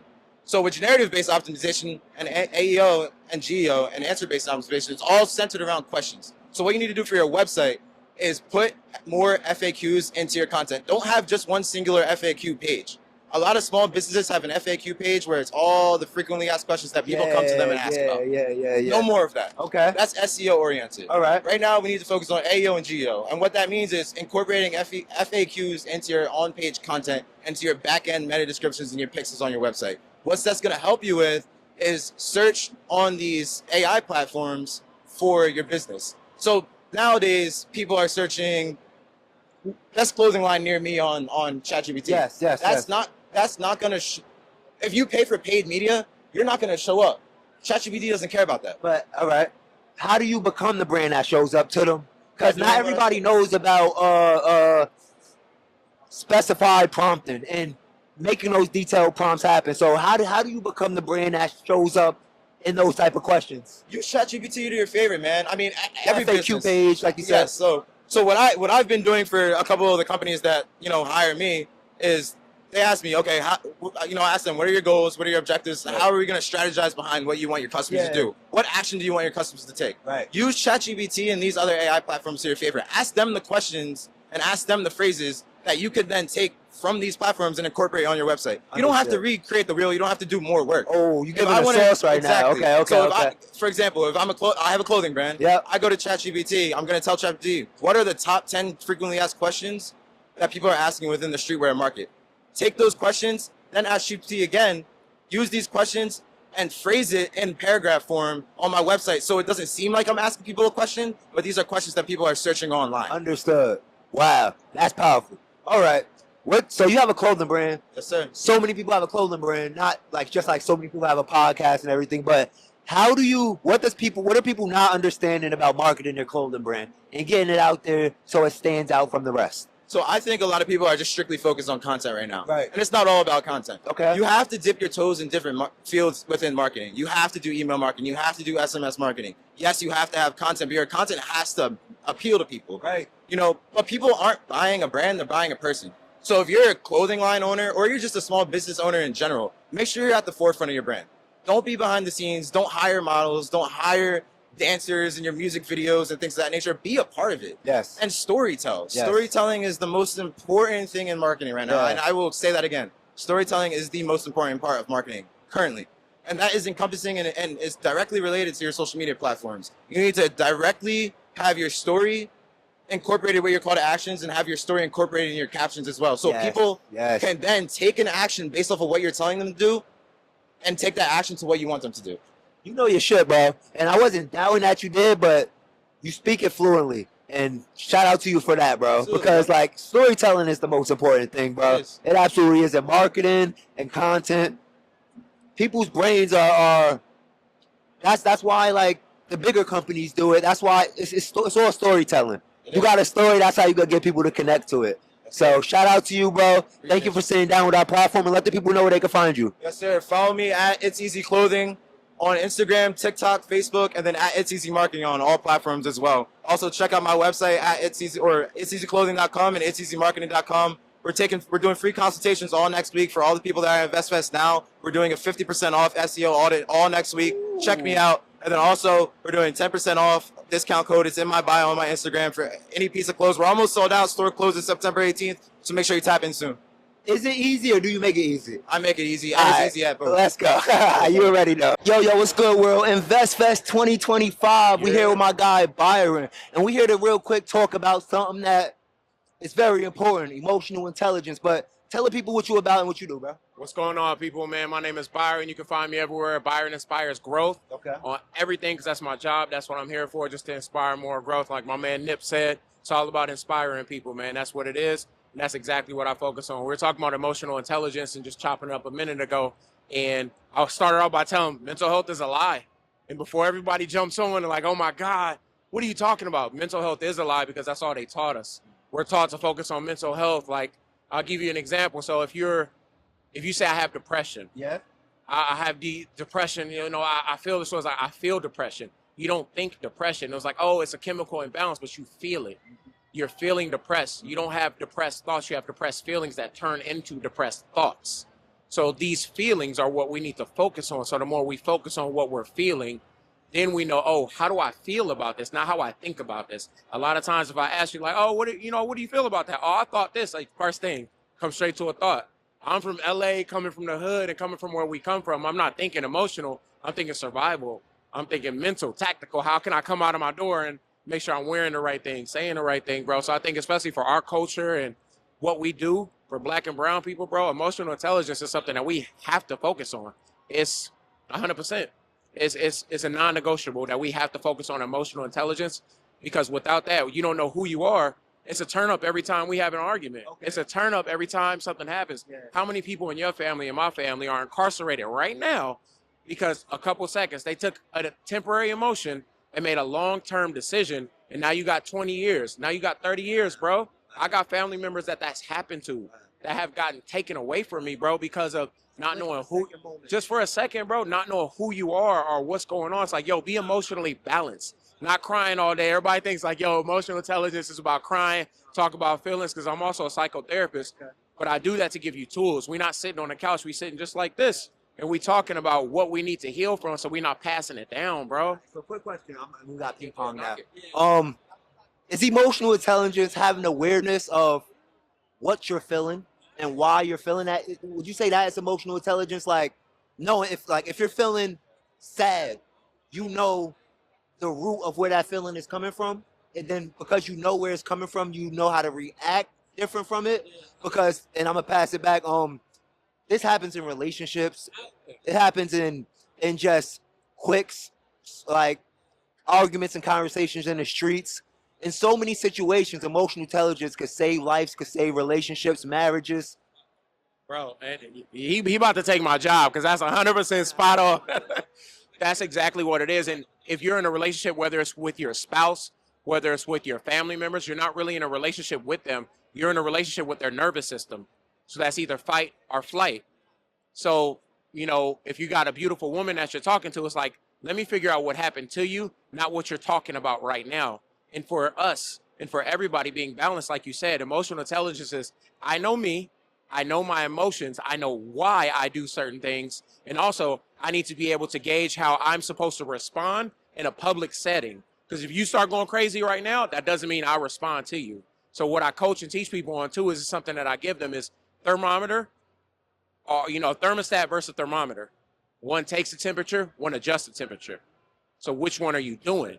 So if we had these teachings in school, if we had these teachings in life, not mental health, because everybody's riding a wave of that. Okay, what about emotional intelligence? How balanced are you in life to where it's like, this dude just cut me off in traffic. We turning up, bruh. What? I'm going crazy right now. I had a bad day, and you transfer that energy because I have a 14-year-old daughter. I don't want to transfer anything that was given to me that's bad to her. I don't want to do it because we're all running the oppression Olympics and passing out this baton and going, yo, my parents gave me this. And it's like, stick, run this relay race. It was like, why am I doing that? None of us ever stop and say, why am I doing this? How does this make me feel? Is this working out for me or my family members? If the answer keeps being no, then why are you doing that? This is important. Yeah. Just one more time, tell the people where they can find you at, how they can tap in and learn more. Do you make content on this? I do. I absolutely do. All right, well, let the people know where they can find this at. Absolutely. So you can find me everywhere. Just ByronInspiresGrowth.com is my website. And if you go to Instagram, Byron Inspires Growth, I'm going to help some of our people out that can't spell it, BYRON, InspiresGrowth.com. And that's on my Instagram right there. You can find me there. I do teachings online. You can go to my website. I go and speak to schools. I got a couple colleges I'm about to go talk to right now because I want to spread the word for emotional intelligence because it's so important, not just for us as men sitting here talking right now, but just for the world. Because the more we heal ourselves, the more we take that one person and heal them, the more that they heal their home. That home heals the block. That block heals the community. That community heals the city. And that's how we keep it going, bro. 100%. I wholeheartedly believe in it. I teach it because it works. So follow me. And if I can leave anybody with anything, make sure you grow through what you go through and use it as a tool. You are not your past. You are not your bad decisions. You are not the emotional decisions that you made at that time. You are better and bigger than that. So take that moment and take that as a stepping stone and go through it and grow better. The world needs you. The world needs your light. You are deserving of all the good things, all the great things. You are not that bad decision you made. You can go past it. Keep going. Keep jumping on here. On rap deals, you know what I'm saying? Keep getting it going. We cooking, I'm cooking. Come eat what we giving you because it's real. It's fresh out the pot. It's not microwave. We here to interrupt your normally scheduled program to give you some real stuff, not this fake programming. We out. Yo, what's good, Will? We here, InvestFest 2025, and I'm here with Maya, your favorite biz concierge. I got it right? Naya, your favorite biz concierge. Yes. Yo. That's a vibe. Could you tell the people a little bit about what you do, your business? Absolutely. So I am the best #1 Black-owned professional services firm here in Atlanta. We specialize in sales, operations, and technology. We are building CRM systems. We are automating your systems. We're building AI employees to work within your systems and get into the money. We are helping to modernize Black business, help keeping them at the forefront of what customers are looking for, making sure that they're branded, their names out there. I brought a couple of my clients here with me as well. One just locked in a meeting with Tabitha Brown. I'm so excited for her. Like, That's amazing. So I'm out here helping change lives, right? It's at the end of the day, I'm all things business. If you need a team, if you need support, if you even just have questions, like just call me. I'm here to help. It's free. I'm talking to people. I'm not gatekeeping. If I can help you, let's do business. Okay. To you, what's the importance of being in rooms like this at InvestFest, around 25,000 like-minded people that's all into entrepreneurship like we are? What's that impact for you? I mean, it's honestly like amazing. I literally walking up here to do this interview just ran into Pinky Cole. And if anybody's been paying attention to Pinky and Slutty Vegan, you know her number one problem as to how her business got taken from her was her team and the lack of support that she had in her team and having the wrong team. So it's super important to be able to have access to people who have that knowledge and that information. I got to ask her questions. Like, I'm out here promoting teams for people. Like, what do I need to be looking for? What do I need to be, checking for before I put people in other people's businesses to do this work? And so the impact is getting in the room to ask the questions, to have the conversation, to make sure your business is aligned. That is just super important. 3 things you will always need: a mentor, a coach, and a sponsor. And you can find all 3 of them here at InvestFest. If you're not here, you can't be serious about your business. Yo, you bodied that, and that's exactly the importance of it. That's why I'm here. I couldn't have said it better. Just let the people know where they can find you for your services. Absolutely. So we are VA Me Please, literally on all social platforms. Virtual assistant Me Please. I do use a team of virtual assistants. I also have subject matter consultants here as well that will help strategize. I do a lot of the strategy. I'm super creative. So, I mean, listen, lock in. Even if you don't lock in with me, lock in with somebody. Get the questions that you need answered. Get help within your business and really dive into it. Right now, it is an assault on us and our businesses, and not even just that, but even working in corporate America, they are letting us go like crazy. It is so important that we have our own stream of income and we are able to make our own money and service our communities. So the best way to do it is together. VA Me Please on all social platforms, vameplease.com. Book a free call with me. Just say, hey, Naya, I saw this and I just got one question. How do I start? And I got you covered.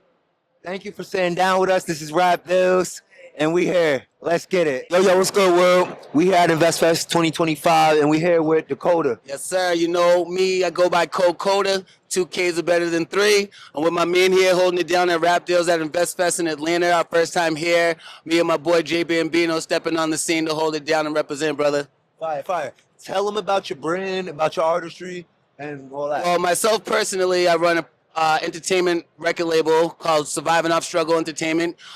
Pretty much we also host an outreach program to the community.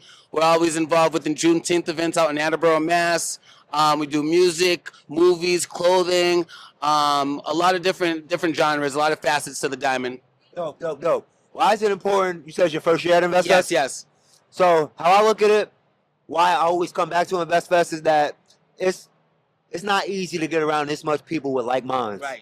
That's into entrepreneurship, that's thinking at high levels, and you are who you surround yourself by. Why is it important for you to be here this year? Well, to be here this year, it's important for me because my boy that I came down here with, travel with Jay Bambino, he's always talking about investing in a lot of things. I never really took the time to see what it could offer myself if I took the time and just sit back and put the money where it's supposed to be. Right. And now I'm getting a lot of hearsay and I'm picking up a lot of knowledge from all the speakers, all the vendors, and definitely I'm going to go home and change my Mondays. You know what I'm saying? Everything's going to be different when we get back and touch down in Boston. That's a fire. That's a good mindset to have. Yes, Sirski. Let the people know where they can find you and find y'all brands. You can find me personally, Coda at Coda.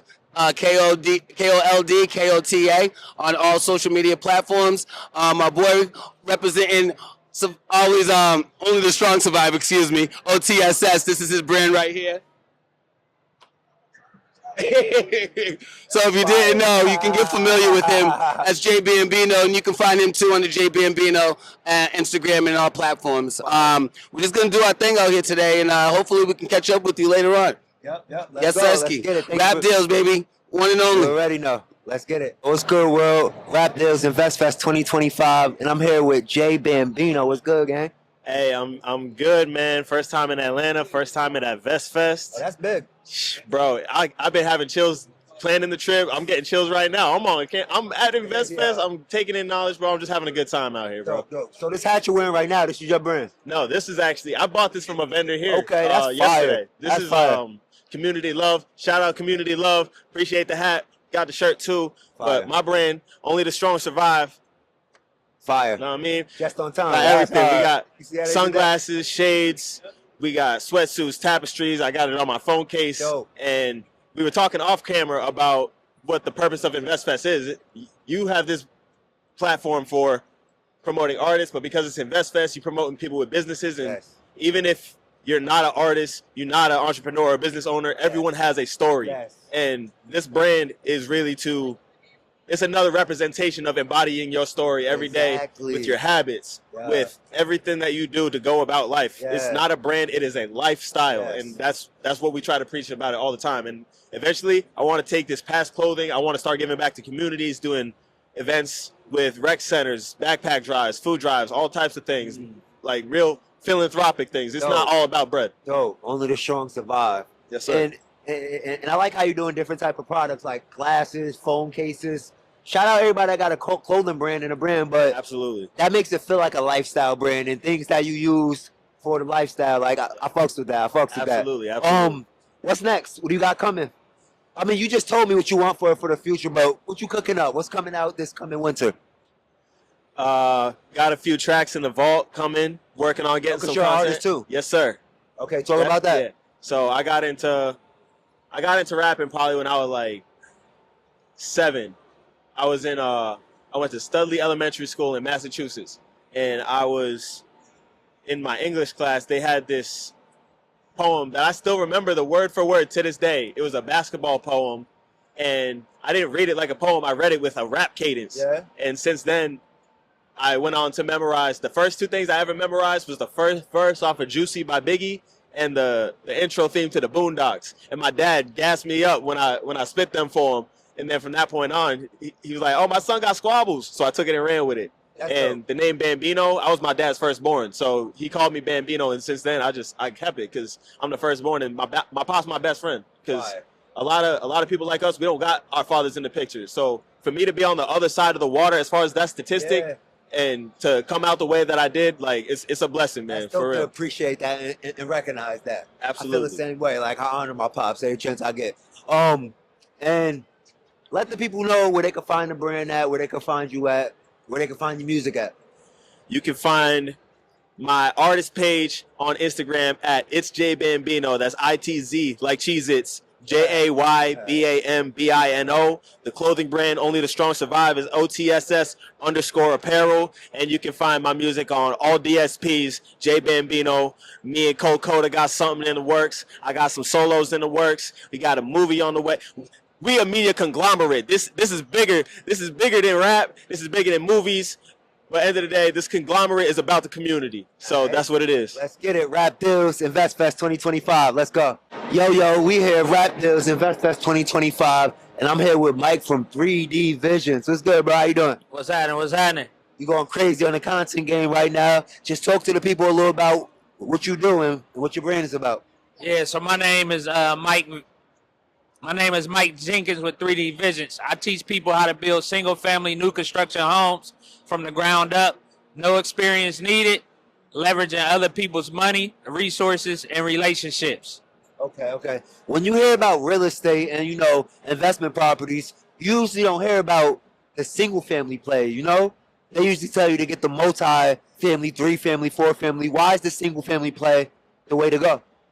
The single family is the way to go because it's like entry level, right? Okay. We can go find a lot that's ready to be built already. We don't have to do sewer. We don't have to name streets. We don't have to do none of the land development. Okay. We buy the lot. We put plans together. We build it. We make our money. Okay. So, all right, that's the play. Talk about the importance of content and getting your message across with content. How has that changed your life and your brand? Yeah. So, I was in a position where I had over 200 million views. What? So, 200 million on one video? Yeah. That's crazy. Yeah. I keep going. My bad. I'm just elaborating. Yeah. So through that, you know, I was able to see the power of impacting, because I was always a behind the scenes guy. But when you have, you know, hundreds and thousands of people reaching out to you, telling you that, you know, you helped them just by them watching your video and the way that you carry yourself as a man and the things that you say and do, that's when the message and the purpose becomes way stronger than just making money or producing a video. Yes, it's like we're yes. actually impacting the world. Yes. Could you elaborate on the message of that 200 million video and what you was talking about in that video? So a lot of the impact was people was able to see how I was able to control my emotions as a man. And then also how I was able to showcase what a real man looks like, a family man, a man that is able to stand his ground, you know what I mean? And then also a man that's able to rehabilitate himself and transition and turn a negative into a positive. That sounds powerful, bro. That sounds powerful. All right, so InvestFest, being at places like this, around like minds, around 25,000 people that kind of all think alike and want to better ourselves. What's the importance of you being here and our community being here? It's very important. For me, it's about me putting a face to my brand. A lot of people see me online. Now they can actually see me in person and talk to me, take pictures, and we can vibe and we can build, and they can say, oh, this ain't just some internet guy. He's a real person. And that's when the impact just gets even deeper. Yes. And just telling people where they can find you, where they can follow you at, how to get in tune with single family real estate plays and all of that. Let the people know. Yeah, so look me up on IG. It's at 3D Visions with a Z _. You can find me on there. Go to any post and comment closed, and I got something for you. I'm definitely going to do that. Let me see what that. I'm about to comment close and see what information I get. I'm always seeking new information, bro. Yeah. So shout out to you for coming on the platform, talking to the people at InvestFest, and let's get it. We locked in now. Appreciate it. Yo, we here at InvestFest 2025, and I'm here with my guy EJ, the DJ. Yes, sir. What's good, Brody? Chilling. Yo, just telling people a little bit about yourself and what you doing here at InvestFest this year. Oh man, InvestFest is a great opportunity to network and meet people. That's a fact. I go by the EJ the DJ TV. That's my brand, my network. So I'm out here networking and seeing who I can meet and how I can network with them and how I can make 2025 a better, successful year. So you're a DJ, correct? Yes, sir. But I also see you out here with the camera. No doubt. So what's the importance of content to you? Man, content is key right now. So as this just being a DJ, they ain't gonna cut it. Right. So if I'm not DJing, I got my camera. If I am DJing, I got my camera. So I make it work. So that's why I started to bring EJ the DJ TV. Okay. So now I got content wherever I go. Like as far as streaming your sets and stuff? I'm streaming my sets. I'm getting content, interviews, anything that's important right now of Atlanta of content. I'm on it. I'm on it. That's smart. Yes, sir. InvestFest, being here at InvestFest, around 25,000 people that kind of like think like us. It's hard to get around to be in them type of rooms. Man. How does it feel for you? Man, this is amazing. First and foremost, shout out to InvestFest for putting us together in Atlanta. If you're not out here networking, I don't know what you're doing. But this is the place where you networking. The opportunity is here. So come here with your best foot forward. Talk to people, meet people, and grow with people. Yes, exactly, bro. And just tell the people what you got coming next and where they can find you on social media to tap in with EJ, the DJ. Man, don't forget, we got Live from the Tunnel mic drop. Shout out to all the artists I've been working with. I got some dope artists I'm working with right now. EJ the DJ TV. I'm everywhere. I'm outside. I'm at a lot of events going on right now. I'm not only in Atlanta. I'm in New York City. I'm in Ohio. I'm in Florida. I'm DJing too. So we're working on a lot of projects. I'm working on my mixtape series coming out. EJ the DJ approved. We got a lot of stuff in the pipeline. EJ the DJ TV. We outside, no sidewalks. Yo, bro, outside. He moving. He traveling. He definitely in the right room this weekend. Yes, sir. InvestFest, we here. Let's get it. Yes, sir. Appreciate you, bro. Appreciate